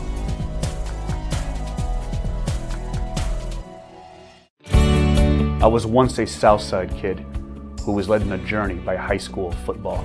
A journey that taught me discipline, toughness, and the skills that made me a success. As a businessman with a CPA license who owns his own firm, I still use the building blocks of high school sports in my everyday life. Someday sports will end no matter what level you reach, but you will be left with the skills to compete in the next game, the game of life. Joint pain, sprains, strains, or a possible broken bone? Make the Parkview Ortho Express walk-in clinic your first stop when you have an orthopedic or sports injury. Parkview Ortho Express, located at the Sport One Parkview Fieldhouse, gives you access to quick care and orthopedic physicians when you need it most. Get x-rays, treatment, and referrals to Parkview Care, all in the convenience of a walk-in clinic. Call 260-266-4007 for more information.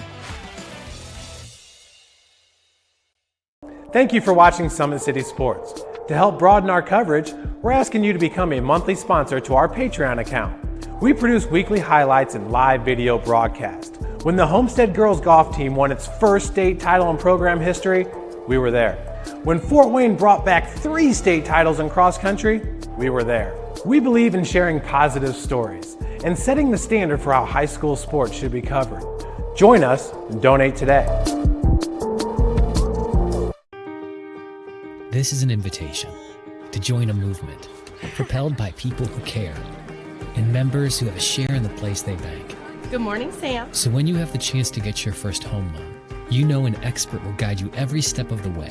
Or when it's time to buy your new car, you'll be treated like more than just a credit score. Good news, ProFed can get you that payment.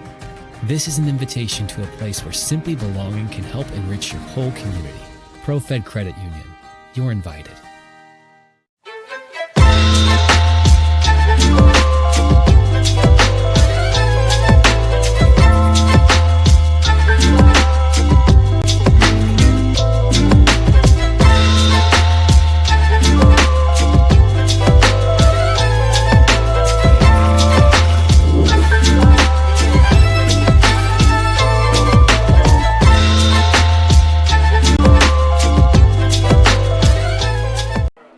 Welcome everybody back to Carroll High School here at halftime from the Gorsuch Field on the campus of Carroll High School as Concordia with a 14-9 lead over the Carroll Chargers. That offense for Concordia has worked methodically. Brandon Davis not challenged yet.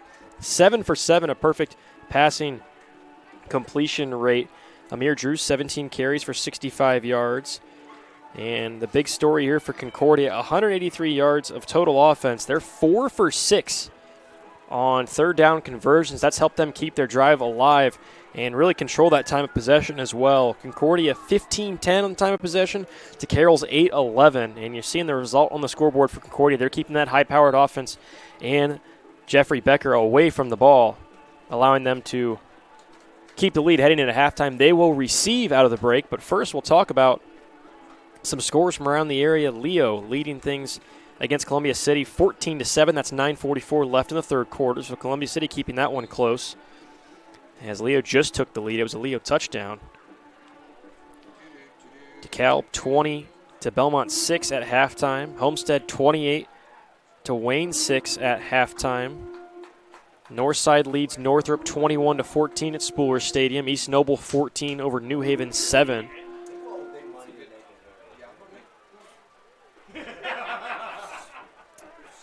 Tigers down Warsaw. That's a game Carroll might want to pay attention to, as that's a game that will be our first-round sectional matchup for the Chargers. They trail Northwood 14-7 at halftime. Have you seen Ted Lasso? Eastside with the rebound after the loss last week, 21-0 over Central Noble. Norwell leading Huntington North 28-0. That's at Norwell at the half. I'll tell you what, that Knights team has been really one of the more surprise teams and probably the biggest turnaround in our area. You may want to look at Columbia City as well. Even maybe in Northside as well in that conversation, but really impressive what the Knights have been able to do in Ossian. Just looking for some more scores here if we can find them. Busco leading West Noble 9-6. That's in the second quarter. Angola 7 over Garrett. So that's where it will end as far as the scores around the area. We'll try to get you some more throughout the night if we can, as we are about ready and set underway. But first, I'll take this time to recognize our sponsors and help pay the bills here a little bit on SummitCitySports.com. And you are watching this broadcast on SummitCitySports.com. Follow us on Twitter at 260sports. Like our Facebook page, Summit City Sports, and be sure to subscribe to our YouTube channel. Kelly Automotive Group is Indiana's #1 automotive group with over 1,000 new vehicles and 500 pre-owned vehicles to choose from. Please visit drivekelly.com. Simple, transparent, and reliable. Tom Steele has been servicing the Fort Wayne area for over 40 years. They will help you find the perfect tire for your vehicle and other auto repair services like brakes, wheels alignment, engine diagnostics, and more. The Big Eyed Fish has the best fish, or has been around the Northeast Indiana area for generations. Like their Facebook pages for updated promotion. Enjoy the best fish in Fort Wayne in a family-friendly environment at the Big Eyed Fish. We will pause it there as we are set and underway for the second half of what should be a thrilling conclusion. Concordia back to receive. Johnson all the way back, the lone man to receive.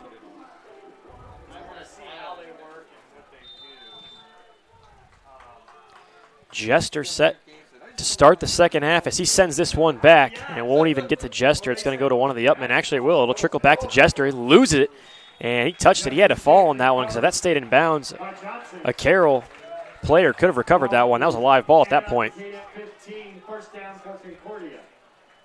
Concordia will start on their own 16-yard line. Good kick there from Jester as that one got behind Cam Johnson. And Brandon Davis, who was perfect 7 for 7, will lead out his offense in the second half. Carroll had some life there at the end of the first half, scoring on a 2-yard Hunter Mertz touchdown run before Concordia was able to run out the clock, not allowing the Chargers to get the ball back. Coach Dinan used a couple of his timeouts there in the last possession for Concordia. Try to save some time, maybe get one more shot at the end zone before the break, but Concordia did a nice job converting and keeping the clock running. So Davis at the shotgun, looks to the left, now sails it over that direction, and that's a great interception by number 6, Tucker Steele. That ball was really slow, and Davis kind of just split his receivers. Not really anybody in coverage there. Late look here on the Traction Athletic Performance replay. Steele just good control there, even had the bobble, turned around, and picked that one off. So the first interception of the season for Tucker Steele. And that is not how you wanted to start things offensively for Concordia. That's Davis' first incompletion of the night and a big one. 11:51, Carroll takes over on the Concordia 24. Becker in the backfield, or Becker in the shotgun. Carmody in the backfield hands it off to him and sends him off to the left side. But great pressure and a tackle for loss by Larry Scheinfeld. Pulled down by number 72, Larry Schoenfeld. That's Schoenfeld, Larry Schoenfeld, the 6'2", 230 senior. In the backfield, Carmody looking for that outside. Now Becker sends it off to the right side. Maneuvers his way off, finds some space before getting forced out of bounds, and we'll have a foul, or flag rather, as the marker is set at the 25 of Carroll. It's going to be a hold on Carroll that'll force the Chargers back.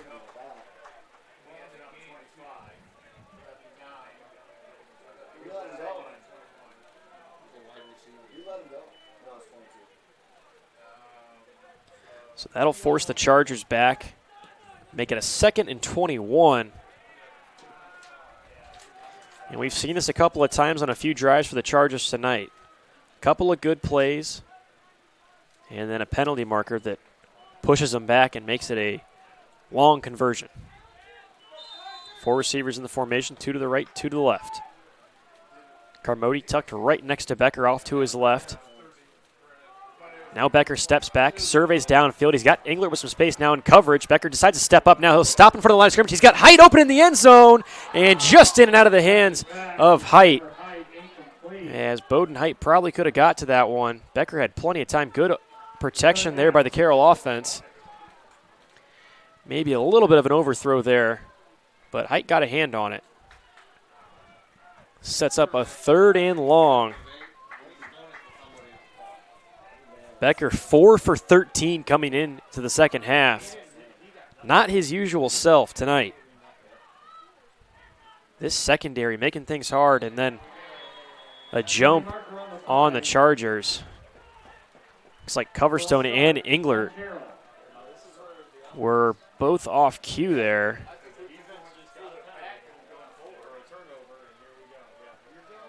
So the defense finally makes that big play they've been chasing all night long, and the offense comes out and stalls. 2 penalties, a hold, and now a false start. Make it a 3rd and 25. Becker drops back. Good pressure here from Concordia, and they're going to bring him down in the backfield. That was number 57, James Rusher, bringing down Becker. That's a 2'10", 6'2" sophomore, making a big-time play in the backfield. And now it's a 4th and forever for Carroll. They're going to be forced to punt at the Concordia 48. So how about that response for the Concordia defense? Tucker Steele with the big-time interception on the first play of offense for Concordia out of the half. And then the offense can't keep it alive. Englert sends it away. A pretty good-looking kick. And that one bounces in front of the 20. Now it's going to trickle inside the 10, get down to around the 7. Good job by the Carroll Hands team. That's Anderson and Wallakiba, who downed that one off of a good-looking kick there from Englert reversing field. So Concordia sets up pretty close to where they were at, a little further back. Halftime score, Bishop Luers 14, Southside 7. Third quarter. So the Knights leading the Archers. Still 7-3, Snyder and Dwenger. Panthers hanging on in that one. That would be considered an upset if head coach Tittman and his Panthers can hold on.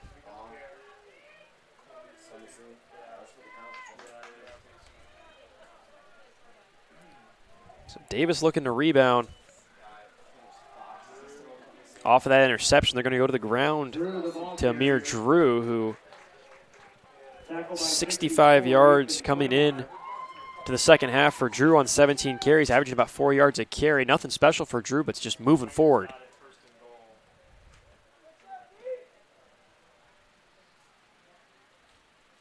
Second down. 2nd and 7 for Concordia, excuse me.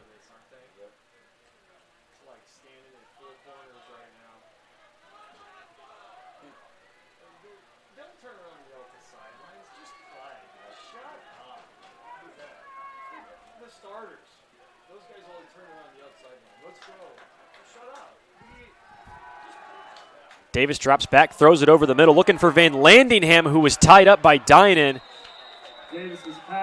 There was a lot of coverage there. Probably incidental contact. Dynan may have wrapped him up. We'll see where we get the penalty. Indication would say defense. Carroll's sideline arguing that that ball wasn't even catchable.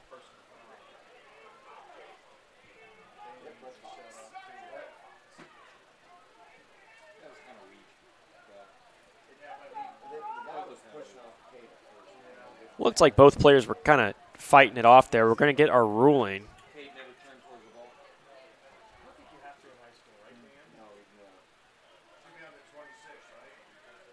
Forward pass interference on Carroll. So it will go on Carroll. Dynan upset with himself there. Looked like pretty good coverage.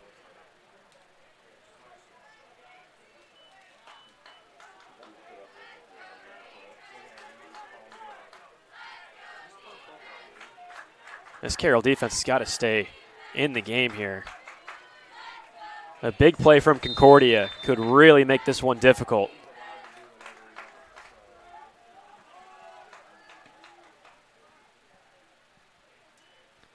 Davis hands it off to Drew. He'll go right up the middle. And another 4-yard or 5-yard pickup there for Drew. As consistent as a runner we've seen this season. He does not go backwards a whole lot, and that's really all you got to ask of your running back. Keep the positive yards up. 5-yard carry for Drew. This is how Concordia set up their offense all night long. A lot of first down runs, about 4 or 5 yards. And then they get creative. 8:55 left in the third quarter. This game slowed down a bit compared to that first half. A little bit more of a considerable rate. Drew back behind Davis. Almost got that right guard to jump as Jackaway held on. And Drew on the carry. Picks up a couple of yards, and he's going to be about a yard or two short of the first down. Liam Ottweiler there on the tackle. Mentioned Ottweiler battling through injuries all season long. Good to see him back out there making an impact on the defensive line. So about a 3rd and a yard.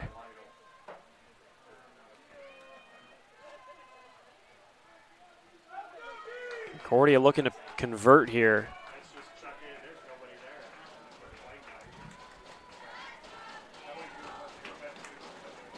This Carroll fans trying to get excited, and Drew just blew by that left edge, and the ball's on the ground. Looks like Concordia fell back on it, and they did. It's going to be a first down. Carroll had some guys in the backfield. Drew just ran right through them. Just cut the edge around the right side and passed it through. The ball even came out. Going to mark it at the 38. It's a first down for Concordia. This Carroll defense has looked a little bit more sharp in the second half. The interception from Steely. And almost the stop and a near forced fumble right there.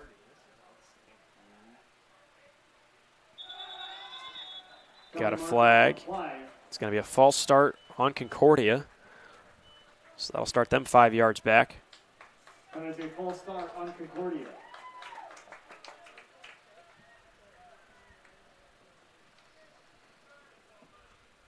So I haven't messed with it, but did you know that you can use shortcuts to change your watch face? By time of day. I'm going to use the same watch face. By time of day or even by location. Did you know that? No. Pretty cool. Until I'm done working. Because that calendar. So a 1st and 15 with 7:20 coming up here for Concordia. 4 receivers in formation, 2 to the left, 2 to the right. Davis scans. Now sets, receives a snap. Looking for a little trickery here. They'll go back to Johnson over the middle. Slips a tackle, now off to the right side. And battles it through for a couple of yards past the original line of scrimmage before the false start penalty. That's Cam Johnson again, making something happen out of nothing. Almost stopped in the backfield. Slips a tackle and powers it through for a couple of yards. Set up a 2nd and about 7. Correction, gain of 7, 2nd down.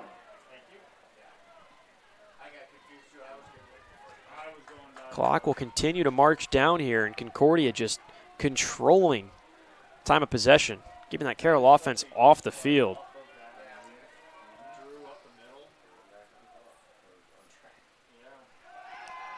Davis lofts it off to the right. Speckard with the catch and more. Gets it past the marker for the first down and crosses into Carroll territory. Nice catch there from Luke Speckard. Tackled by Mertz. That play good for a Concordia first down. So another first down for Concordia. Clock continuing to move here for the Cadets.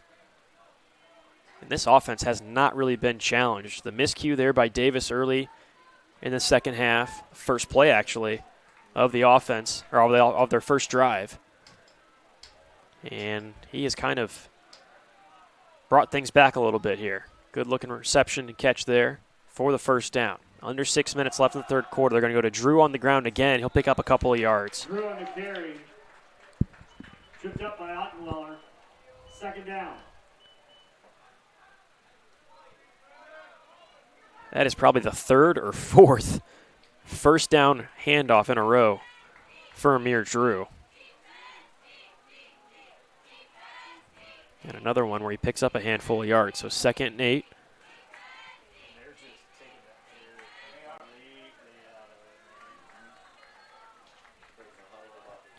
This is a very different look for Carroll. This offense has rarely seen the field tonight.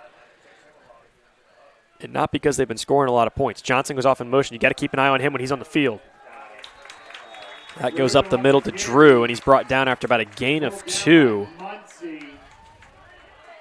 Gain of a couple, gonna bring up 3rd down. This is a big-time stop if Carroll can get it. 3rd and 6, 4:50 down 5 points. Their first possession of the second half stalled on penalties. Now a chance to make a stop and get the ball back, but this is also some territory where Concordia might go for it.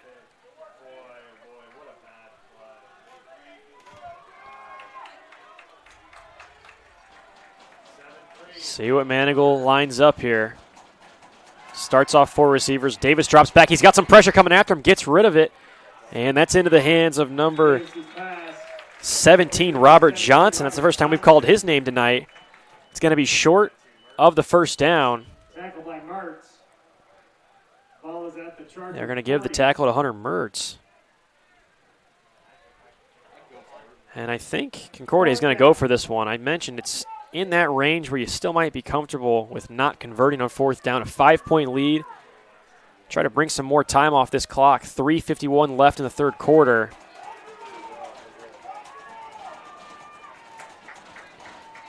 This contingency of the COVID Carroll crowd trying to make some noise. Not the traditional Neon Nation setup. Davis drops back, throws it over the middle, and he's got his man again. That's Luke Speckard. And anytime Brandon Davis in Concordia has needed it tonight, the middle of the field has been open. Really nice looking play there by Davis, setting in the pocket, taking his time, looking through his receivers. And we'll take a look at that one on the Traction AP replay, just over the middle. And Brandon Davis makes the play to Luke Speckard, who's made a couple of nice grabs over the middle of the field tonight. Another first down conversion. That makes it a now 5 for 7.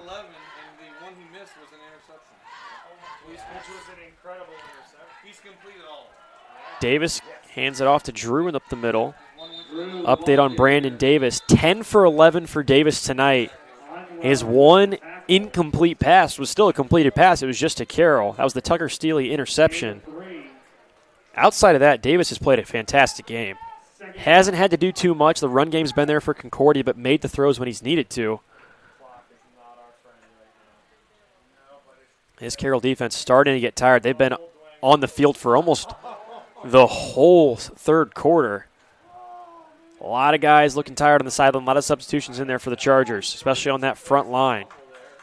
Got to get some type of pressure here. Be a 2nd 8 with 2:08 left in the 3rd quarter. Davis fakes the handoff, now drops back, throws it off to the right side. That one's going to fall short. Johnson somehow still had a play on that one. That was Dinan and Steele in there on the coverage.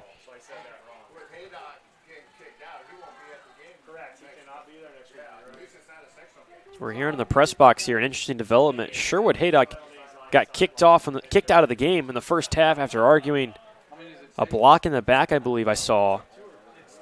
So that's a suspension.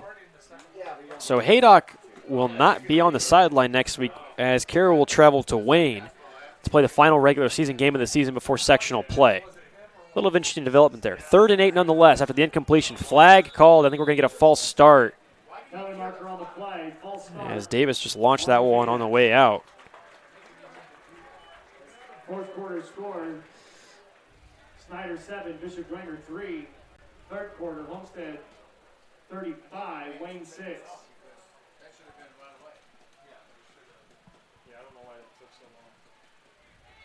Also in the 3rd quarter, Northside 21, Northrop 21.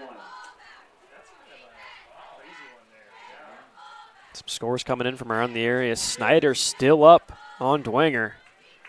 I said that game is close every year, no matter the level of competition for either team.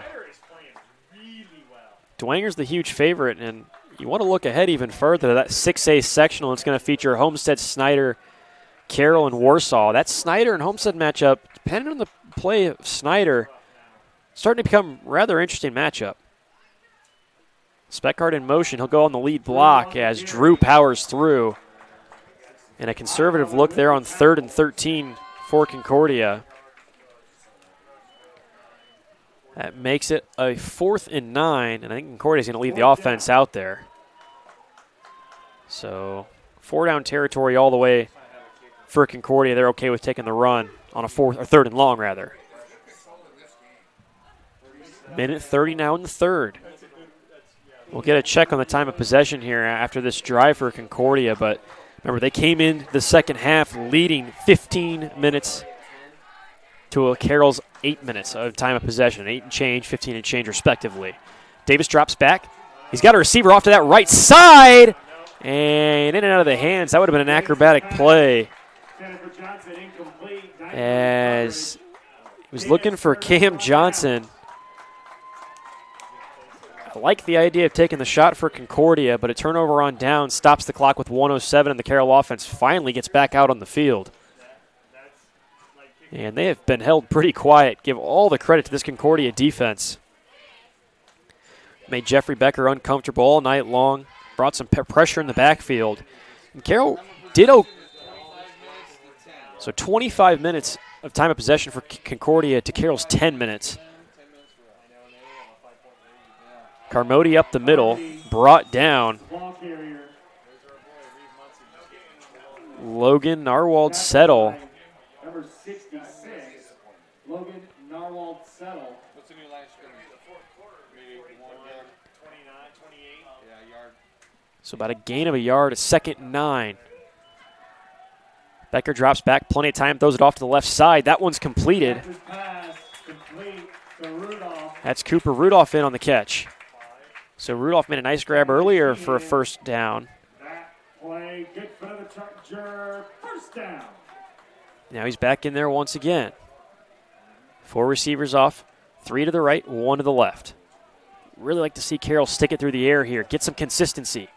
Becker throws it over the middle to Englert, and that's one of Englert's first catches, if not his first catch of the night.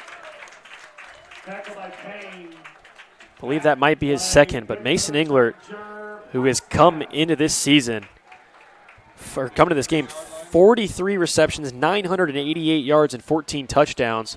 I'd have to check the stats, but that probably puts Englert over 1,000 yards on the season. Becker scrambling for his life back there near the 50 and somehow breaks it forward. May have picked up. Actually, he's going to get a decent amount here. They're going to give him about a 6 or 7 yard pickup there. Nice little scramble there by Jeffrey Becker. Runs out of bounds with 8 seconds left in the 3rd. Carroll will get one more play in this quarter before we take a break and head to the final quarter.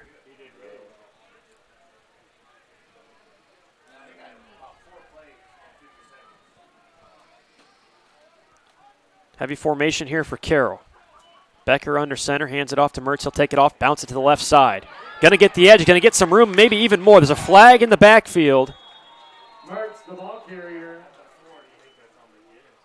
And I'm not sure where they're going to get. Looks like a hold, and it's going to be on Carroll. So big-time pickup there for Mertz off to the left side. Now he's going to push Carroll from a 2nd and short to a 2nd and long. Clock stopped, 0.3 seconds on the clock. Luckily, that was line of scrimmage. Yeah, well, 1 yard back, but close enough. Now they're going to say at the 41. Yeah, I see that. Okay, you got the flag on the 40. All right, we're going to try to mark this one back. Now a hold, and they will push it back, make it a 2nd, and they've got it as a 13, maybe a 14.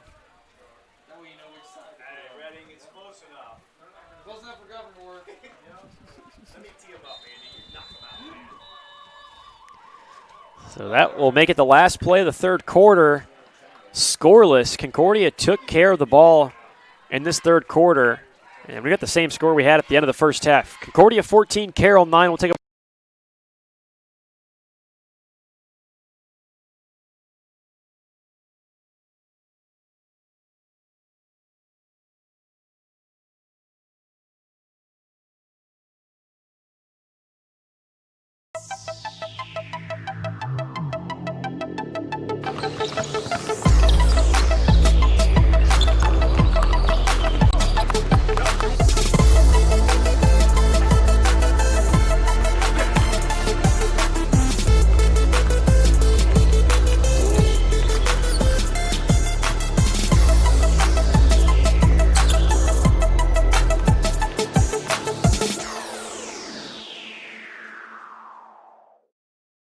The Kelly Automotive Group is simple, transparent, reliable. Simple. Our customer specialists make buying a car easy and fun. Transparent. Our price listed is the best price. No hassle, no gimmicks. Reliable. Buy with confidence and peace of mind. We work hard to ensure the best value however you shop. Come see us in Decatur at the 2733 Auto Mall and shop 7 brands in one location. The Kelly Automotive Group. Simple, transparent, reliable. This is an invitation. Welcome back to Carroll High School as Concordia taking a 5-point lead into the fourth quarter. Balin Height, Brandon Porter up top on the camera for us tonight. And Carroll facing a second long. Becker steps back, throws it over the middle. He's got the pass completed to Englert. That's 2 consecutive receptions through the air for Mason Englert. And now that will surely put him over 1,000 yards on the season receiving. And a close to first down conversion to make it a 3rd and short.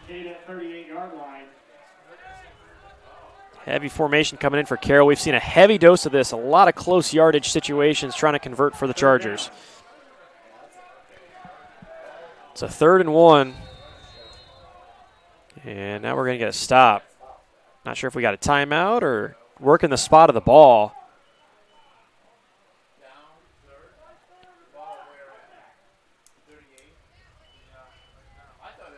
There might have been some confusion with the officials as far as where the spot of the ball was. Might have been past the first down marker even.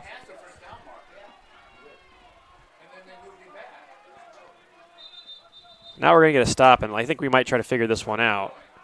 Maybe a warning. That might be some type of warning. Yeah. So Carroll with the tee. Becker's going to keep it on the ground, and he'll push it through. So all the push nonetheless, and that was a really weird gesture there by the head official. We were set, ready to go, stop the clock, and he may have been warning a Carroll player, just trying to get things straight with his crew.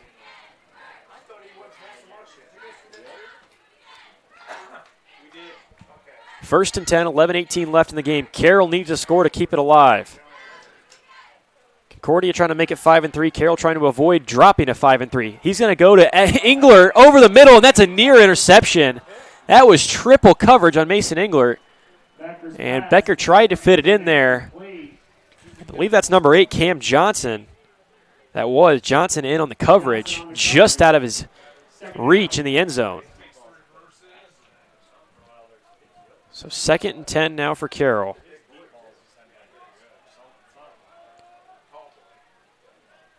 I like the idea of the shot at the end zone there, but Englert heavily covered. Good pressure from Concordia. We've seen them be able to pull it up, but Becker makes an even better move. Skates past the first down, stays in bounds, misses a tackle.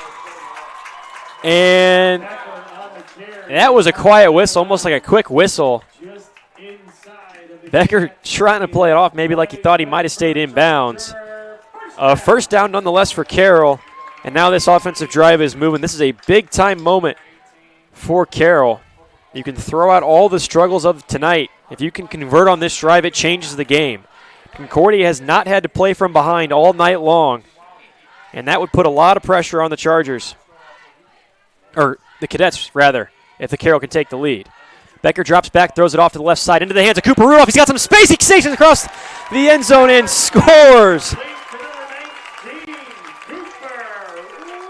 Number 19, Cooper Rudolph in for the Carroll score. And Carroll responds after getting shut out in the third quarter. Becker to the completion to Cooper Rudolph. I believe that's Rudolph's first score of the season. It's a big spot for the 5'9", 145-pound sophomore. And that is a big-time score in this game. It makes it a 1-point Carroll lead. They're going to go for 2, try to make it a 3-point game.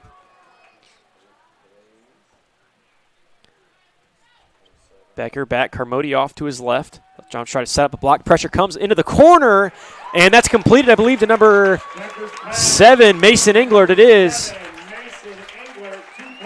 So Carroll failed on the first 2-point conversion, converts it there, and now all of a sudden the Chargers lead it with 10:44 to go, up 3 points. So a big-time turn, as it was a Becker touchdown pass to Cooper Rudolph.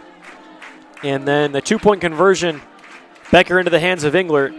And all of a sudden, Carroll has its first lead of the evening. We'll take a quick break here on SummitCitySports.com. Carroll kicking it off when we come back.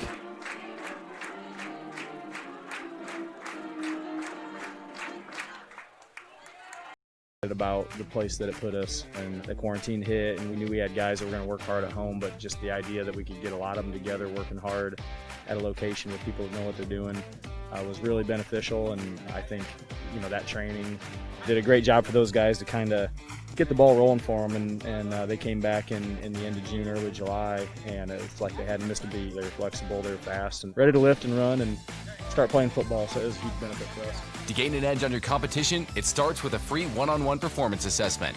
Call 260-266-4007. Parkview Sports Medicine. Become more. Welcome to the Summit City, home to the 260's dedicated high school athletes and fans.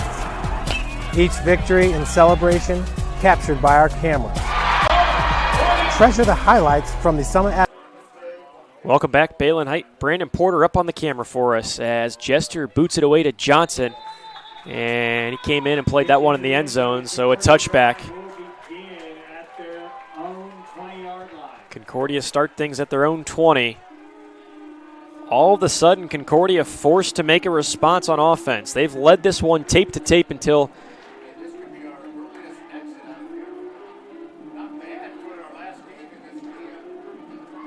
Becker completed the pass to Rudolph for the score.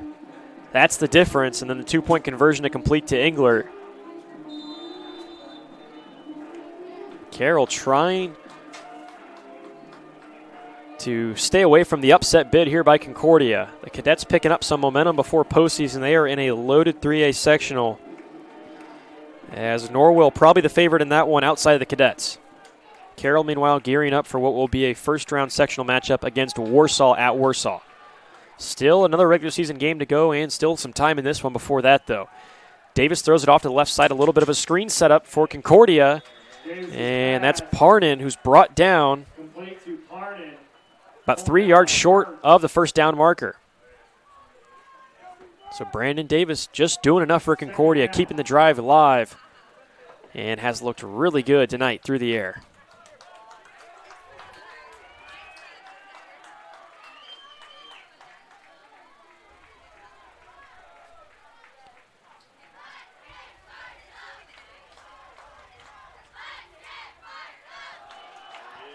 Goes up the middle to Drew. Might have just been able to reach across, and he did.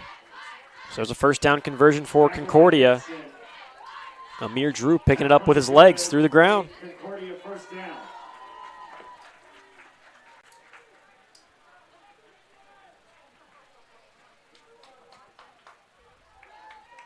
Davis trots off from the left sideline of the Cadets with the play. Clock continuing to run. Concordia not in a hurry with 10:18 left.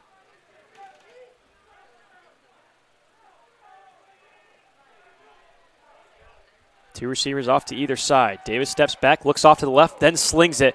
Good coverage by Dynan, and that one's broken up, and then the flag comes in late. We'll see where this one goes. I thought it was incidental contact on the first look. Pass was also,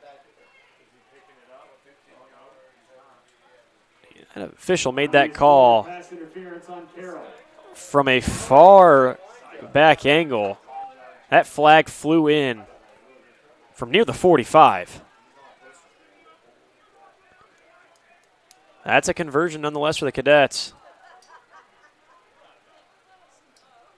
as I believe it was Dynan and Valdez tied up with the intended receiver. This Carroll defense has struggled with penalties in this one. It's allowed Concordia to extend some drives. Once again, back to Drew on the ground and able to pick up maybe 1 yard. Barely past the line of scrimmage. Gain of a couple, second down.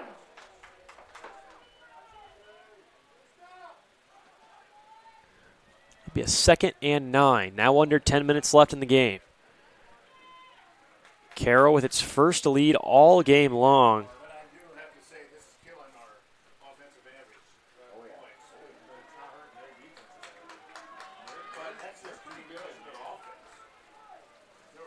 Now Concordia needs a response. Davis looks to the left, looking for a man over the middle, and then launches that one.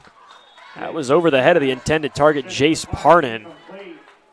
Dinan let that one sail over and out of bounds. Good coverage for Carroll, sets up a 3rd and long. And now regardless of what's happened in this one, this Carroll defense has a huge opportunity in front of itself to make a huge 3rd down stop. 9:14 left in the game, still plenty of time left. But if you make the stop and let the offense get back on the field, this could change the game. We may still be in 4-down territory for Concordia.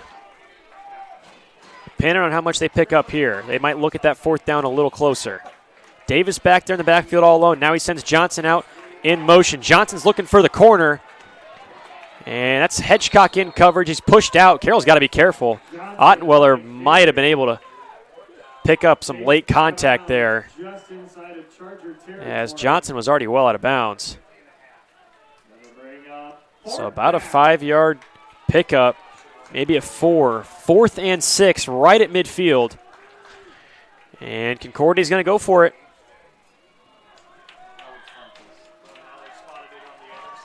So here come the Cadets and Brandon Davis out for maybe the biggest play of the game. That'll be a 4th and 6 on the 50-yard line. 9:08 left. Drew back set behind Davis. 3 receivers off to the left, 1 off to the right. We'll see where they look to go. Davis scrambles off to the left, throws it off to the left side, and that was just right behind number 6, Luke Speckhard. Davis's rare miss. That was the first miss for Davis really all night long. Intended miss, rather. Davis has looked good, and that's a big-time 4th down stop for this Carroll defense. So Carroll takes over at midfield, 9:04 left in the game, and now all of a sudden Carroll trying to protect a 3-point lead. Carroll's had trouble offensively moving the clock. They've been that offensive juggernaut we've talked about all night long, but really have struggled taking time and trying to chew off this clock. They're going to keep it on the ground in their first play. They're going to go to Carmody off to the right side. He follows his block. That's Muncie leading the way, and Carmody's going to make that a 1st down pickup. About a gain of 11. Harris in on the coverage. Cooper Harris, number 16 for Concordia, bringing him down. And now some momentum for this Carroll offense.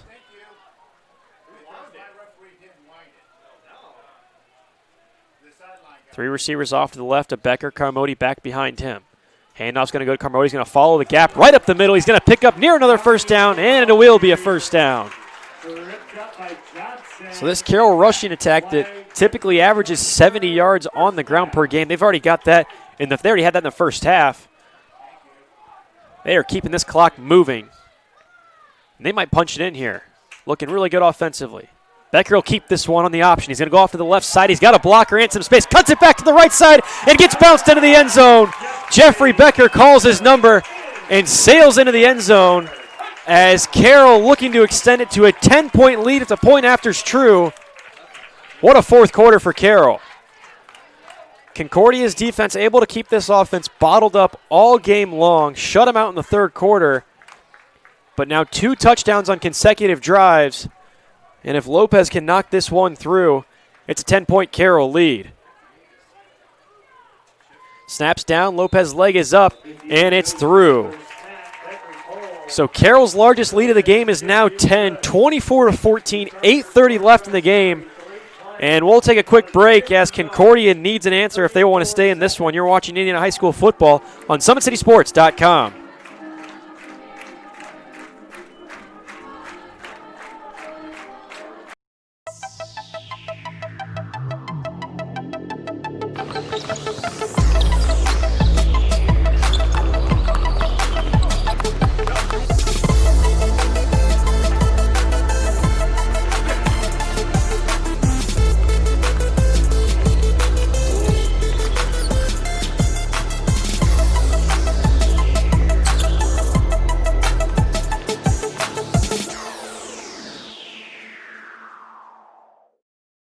The Kelly Automotive Group is simple, transparent, reliable, simple. Our customer specialists make buying a car easy and fun. Transparent. Our price listed is the best price. No hassle, no gimmicks. Reliable. Buy with confidence and peace of mind. We work hard to ensure the best value however you shop.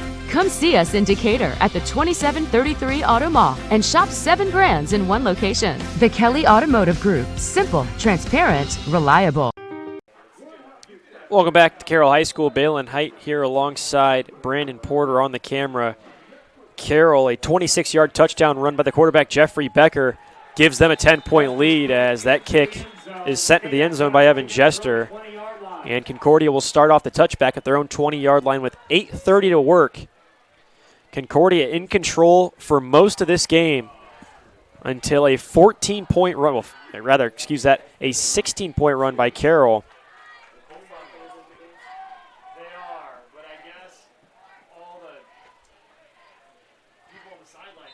Has given the Chargers a 10-point lead. So now this Carroll defense, who's played well in the fourth quarter, really the second half in total, pitching a shutout so far, is going to be called again to make a stop. Davis drops back off to the left, now spins it to the right. Cuts it back up the middle. McGinnis is chasing after him. Plenty of room and real estate for Davis. He's going to cut it up near the 50. Runs out of bounds. They'll mark him at the 46. That's a big-time pickup on the ground for Brandon Davis, who really couldn't find anything through the air. Decided to keep it on the ground through his legs. Davis has great vision. We've seen that all night long. Made a couple of nice completions and then has known when to call his number and turn it up the field.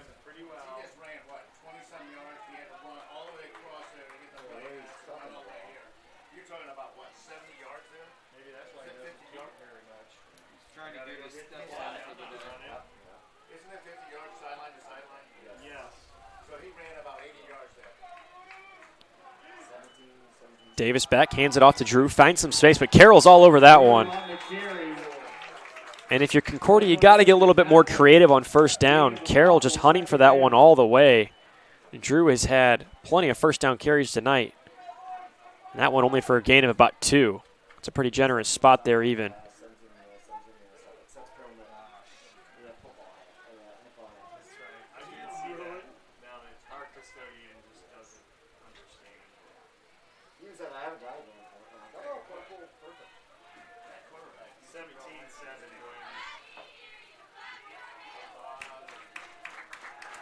Davis back, pressure coming from Carroll. Screen set right now for Concordia. Drew right over the middle. Good play call by Concordia. Gets them the first down. That Carroll pressure couldn't get to Davis in time before he dumped it to his back, Amir Drew, who's done excellent when called upon it through the air. That keeps the drive alive. A Concordia first down, flips it to their own 34. Northrop leading things over Northside 28-21 in the fourth quarter, and Dwenger able to take the lead over Snyder. 17-7 in that one. Clock continues to run, 7:10 left in it. Davis under shotgun, Drew behind him, 2 receivers off to the left and right side for Davis and Concordia. Davis steps back, scans over the middle of the field, now launches it off to the left side. Maybe a little bit of a push there from Van Landingham, and then Dining came back after him, and that will draw the flag. Van Landingham definitely pushed off first. That was before the ball was in a catchable spot. And then Dinan kind of came back over him, but still might not even have been catchable at the point of contact.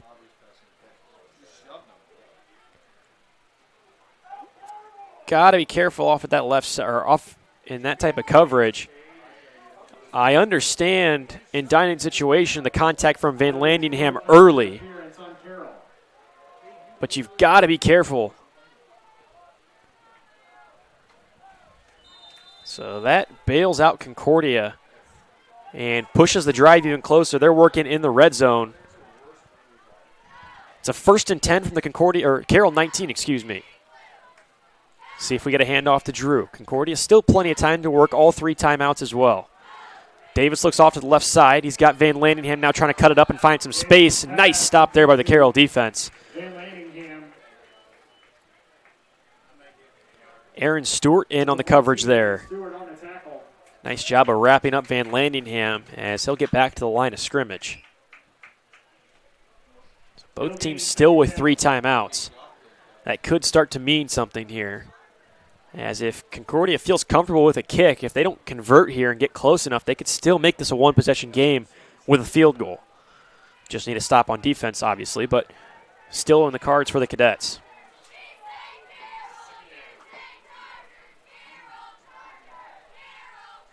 Davis takes a snap. Speckard out with the lead block and sends it out to Drew to the left side, who picks up a few yards.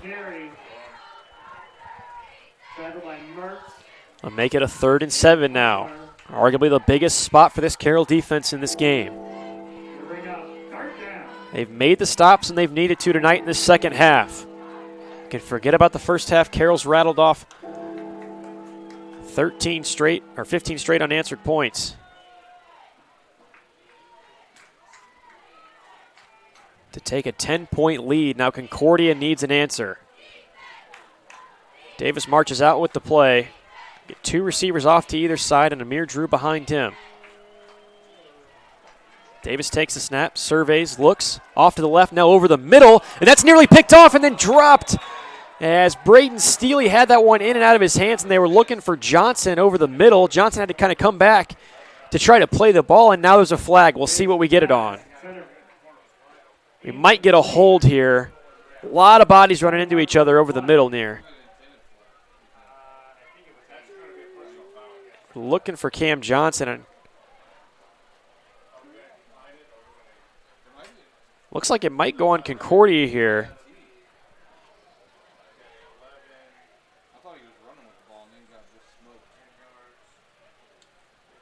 Flag still on the field, things getting talked over. We'll see what the call is as the head official marches over to explain to Coach Dinan in that Carroll sideline.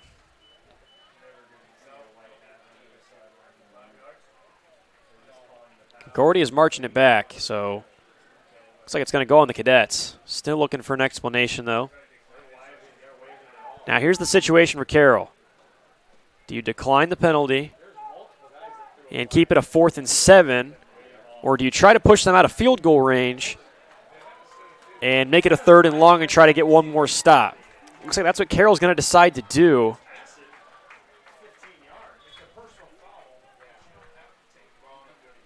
So the conversation now is, do they have to take the penalty?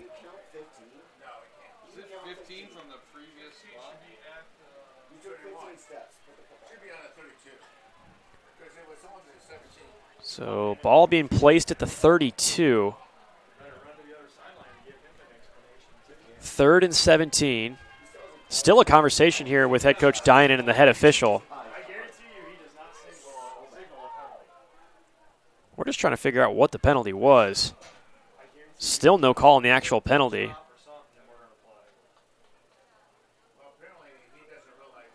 Dinan not too upset, so must have been okay with the explanation. Carroll accepted whatever penalty it was. It's a 15-yard penalty, probably a personal foul of some sort. Now we're going to get the officials run around trying to get an explanation. It's going to be a 3rd or 4th down. We know that. There's 5:19 left in the game. Concordia still has the ball. We're trying to figure out the spot. We're trying to figure out what the situation was.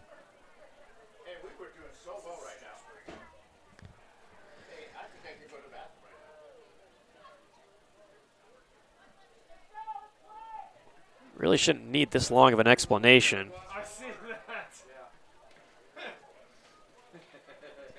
Unofficial with the Carroll defense, talking it over with the linebacking group.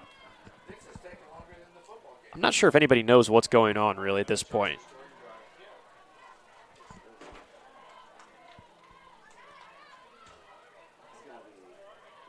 So they want it. So they're taking the penalty here. We're going to get the official call. And there's going to be a targeting call on the offense. That's an interesting call. You don't see that happen on offense a whole lot. It's normally a defensive player on a receiver or a defenseless player, rather, on the offensive side.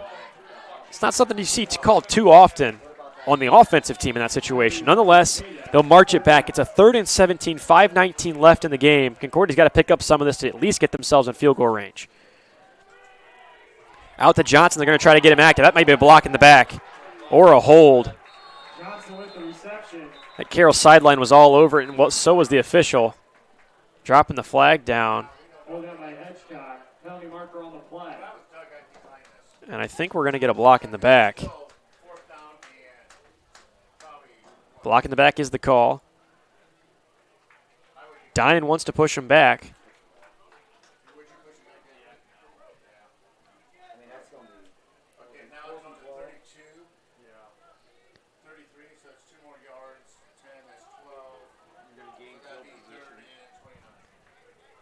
A lot of math being done here on the field. A lot of different situations you could put this one. Make it a 3rd and 29.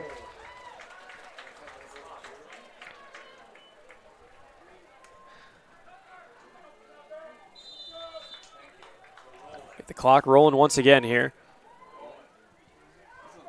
Just shy of 9:15 in Fort Wayne, Indiana, as the high school football season, what many thought might not be achievable, starting to wind down as we are nearing the second to last game completed of the season. Sectional still full go. And Concordia trying to come back into this one. Davis steps back, looks off to the left, now scrambles right. Might have a hold in the backfield, and we will. The flag's going to come out, but it's going to be thrown over the middle of the field and picked off. That's number 8, Jorge Valdez. With the return, now he's got plenty of space, makes a man miss over the 50, into the 40, and he's into Concordia territory, and then another flag. That's going to add even more. And then we've got 3. So there are 3 flags on the field, 2 at midfield. The one's a presumed hold on Concordia. That's going to get declined, we know that. Davis threw it over the middle. That's picked off by Valdez. Good return for Valdez, and then he was pushed out of bounds. And what looked like might be some late contact. Where's he out of bounds at? Penalty markers on the play. Great return by Valdez.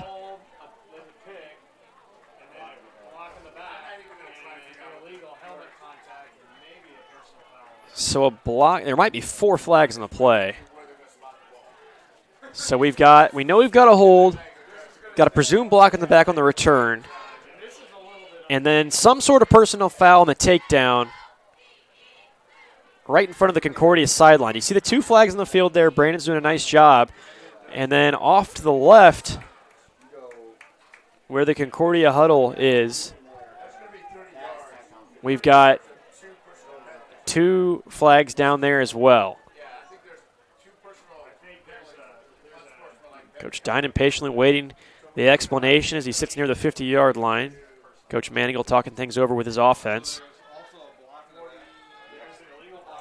The interception is going to stand. We'll get an illegal block in the back on Carroll on the return, and then we're going to get personal foul of some sort, targeting or late contact right in front of the Concordia sideline. It's just where are you placing what, and then you've got to. So first you get rid of the hold, mark the interception, then the return all the way to the block in the back, and then you'll add the yards from the penalties. This is all sorts of confusion. This one's starting to get out of hand at Carroll. 4:24 left in the game. This fourth quarter's taken forever.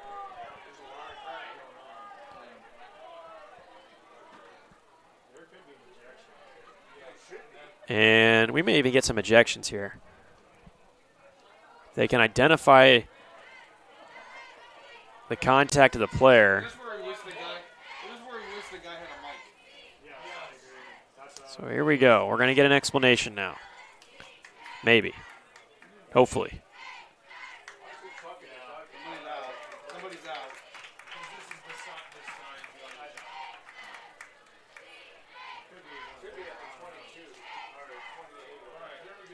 So we're going to finally get it. Give this officiating crew some credit. They've had to work through a multitude of math problems tonight as far as position on the field. And we thought we might get the explanation. Why don't you make the announcement where the ball's supposed to be? We don't even know. We don't know all the penalties are. Now we finally might get it. Hold on, on Concordia, decline. This one's declined. Personal foul on Carroll. And that's it. Personal foul on Carroll. So we had 4 flags at one point in the field. So they're going to spot it at the 47 after the presumed personal foul on the Chargers.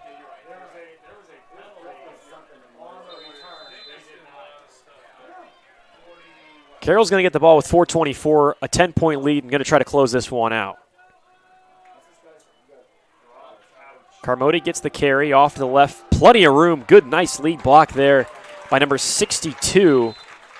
Max Malcolm out in front leading the way. Carmody, give him all the credit. 5'9", 155-pound junior. Does a great job of following his blocks. Spotted at the 39, 1st and 10. Clock continuing to run, nearing 4 minutes.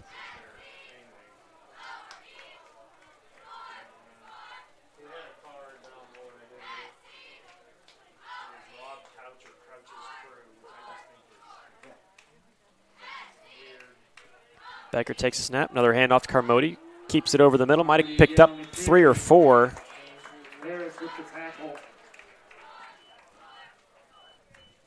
And clock continuing to run. Concordia not using its timeouts. They've still got 3.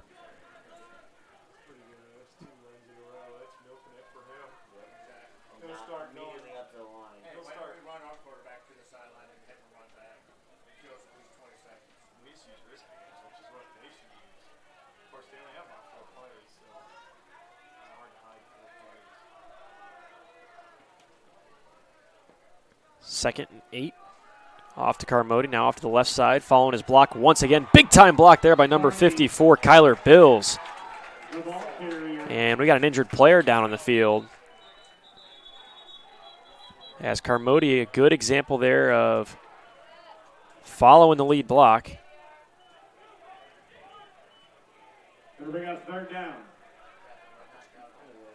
Good block by Bills. That Carroll offensive line, give him some credit in this 4th quarter, is keeping this clock moving. We've got an injury timeout, and we'll pause for just a second. You're watching Indiana High School football on SummitCitySports.com.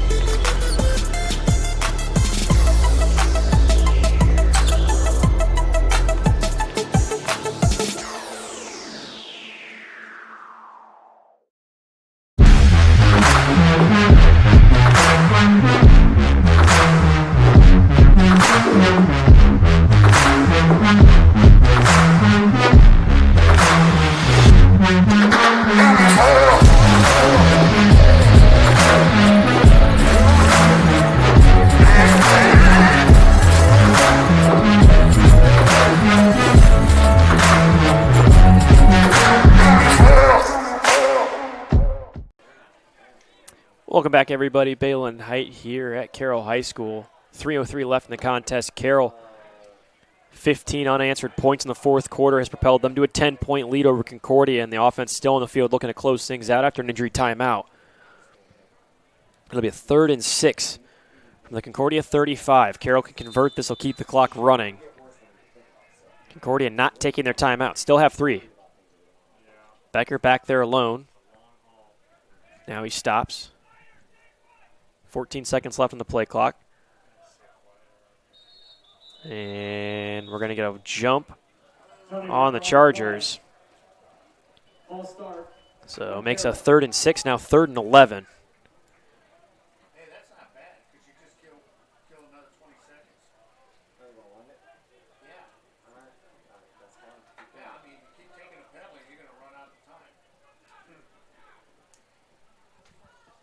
I don't think he's going to line this one. He should line it. I don't think he can because of that. Well, he's not lining the clock. No, he's not even chopping. He's not chopping or anything. He hasn't done anything. What are we doing? Thank you. There we go. I mean, what the hell? You don't want to own that. You have a 20 seconds later. Carroll taking its time, clock running once again. 2:35 left. It'll be a third and about 11 for Carroll. Regardless of the conversion here, Concordia is running out of time. Becker pops it up to Carmody. He's got some space, cuts it across the original line of scrimmage near the first down marker before he's dropped down. Leave it about a 4th and 1, maybe 4th and 2. Sam Hudson in there on the coverage for Concordia. Now looks like they're going to bring the heavy formation back again for Carroll. About a 4th and 2.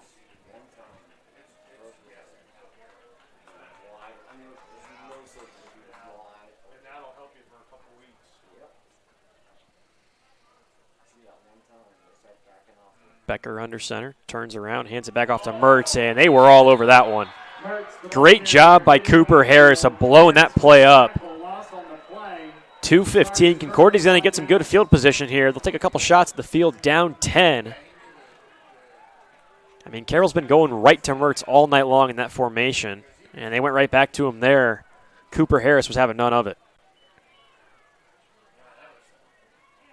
Good defensive play there from the Cadets. In a half where they have been shut out.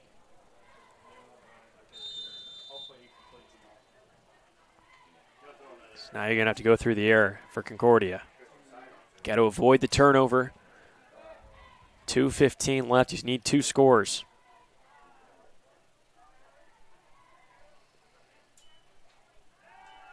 Davis winds up, throws it off to the left side, and that one's deflected away. Intended receiver number 3. Scotty Van Landingham couldn't get that one. Dynan was in and there on the coverage.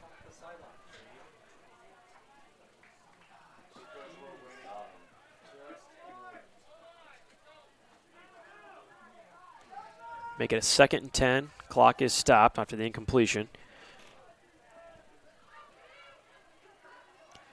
Concordia's going to start taking some shots here. Pressure gets to Davis, has to step up, now runs it off to the left side and dumps it out to number 17, Robert Johnson, for the first down. Nice job there by Johnson of finding some space. Davis setting in there and making the throw as well. First down, Concordia.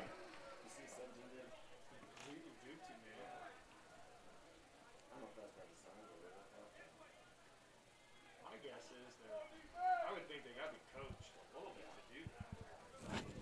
If the quarterback gets out of the they can't do Concordia has a fresh set of downs, looking to move the ball into Carroll territory. 2:01 down 10. I mentioned that you need 2 scores here, a field goal and a touchdown, or 2 touchdowns. You want to take the lead, but just for the tie. Good pressure. Davis steps out, and Ottenweiler in there to bring him down. Might have gotten a yard. Another good chase down there by Liam Ottenweiler.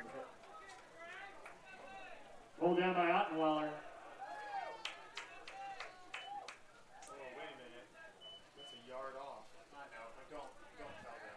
Makes it a 2nd and 9. Davis back, Drew off to the left side. And that ball's blocked away. Big time hit. As the line just collapsed on Davis as he got rid of that one, it was deflected into the backfield. So that stops the clock with a 1:30. And brings up a 3rd down. They just gained a yard. Now they just gave him another yard. They gained a yard from the previous play. It was at 47, now it's at 48. Nope, now look. Look at it. It's. Oh my God. Usually because it stopped. Hey, play jump again. Because the ball is jumping. It's terrible. Concordia running out of chances here. Davis steps back, looking around. Good pressure. He steps up now over the middle. He looked to run, makes a move, trying to cut the corner, and then gets hit out of bounds. And It's going to make it 4th and about 2.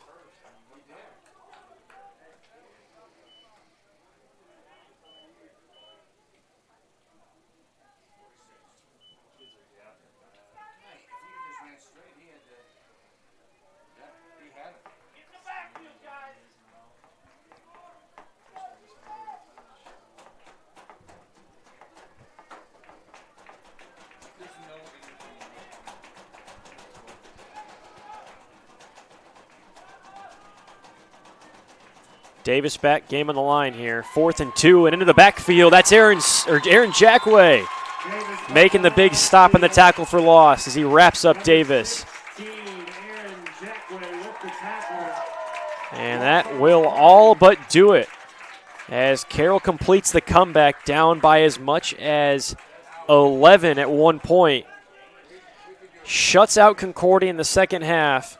Scores 15 fourth quarter points to take the lead and move to 6 and 2.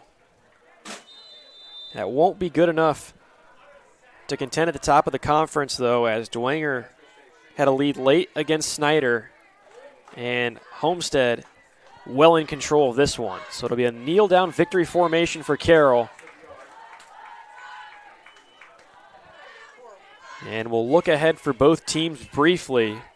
Carroll will wrap up the season at Wayne next week. Meanwhile, Concordia will head to Northside to finish their season. And then it's sectional play time. Concordia probably the favorite really in that 3A sectional group. The other contender there, though, Norwell, who's been playing terrific this season, which is a lone loss to Leo. They were taking care of business against Huntington North tonight.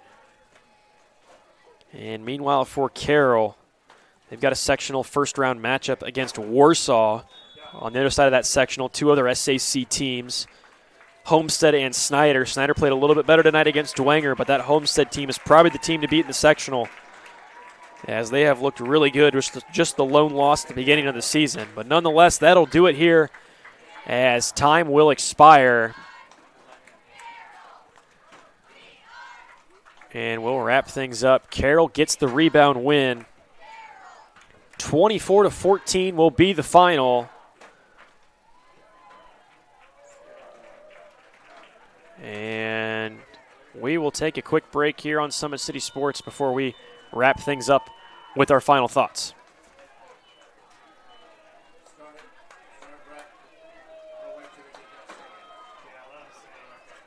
About the place that it put us, and the quarantine hit, and we knew we had guys that were going to work hard at home, but just the idea that we could get a lot of them together working hard at a location with people that know what they're doing was really beneficial. And I think that training did a great job for those guys to kind of get the ball rolling for them, and they came back in the end of June, early July, and it's like they hadn't missed a beat. They were flexible, they were fast, and ready to lift and run and start playing football, so it was a huge benefit for us. To gain an edge on your competition, it starts with a free one-on-one performance assessment. Call 260-266-4007. Parkview Sports Medicine. Become more. Welcome to the Summit City, home to the 260's dedicated high school athletes and fans. Each victory and celebration captured by our cameras. Treasure the highlights from the Summit Athletic Conference this season, or complete games live or on demand.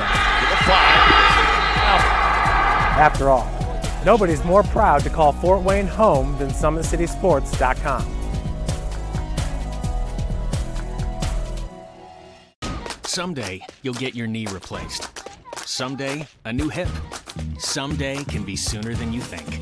At Parkview Ortho Hospital, we want to help you get moving again. So we offer a full range of options for joint pain, including outpatient joint replacements and personalized solutions. It's time to reclaim your life at Parkview Ortho Hospital, because someday is today.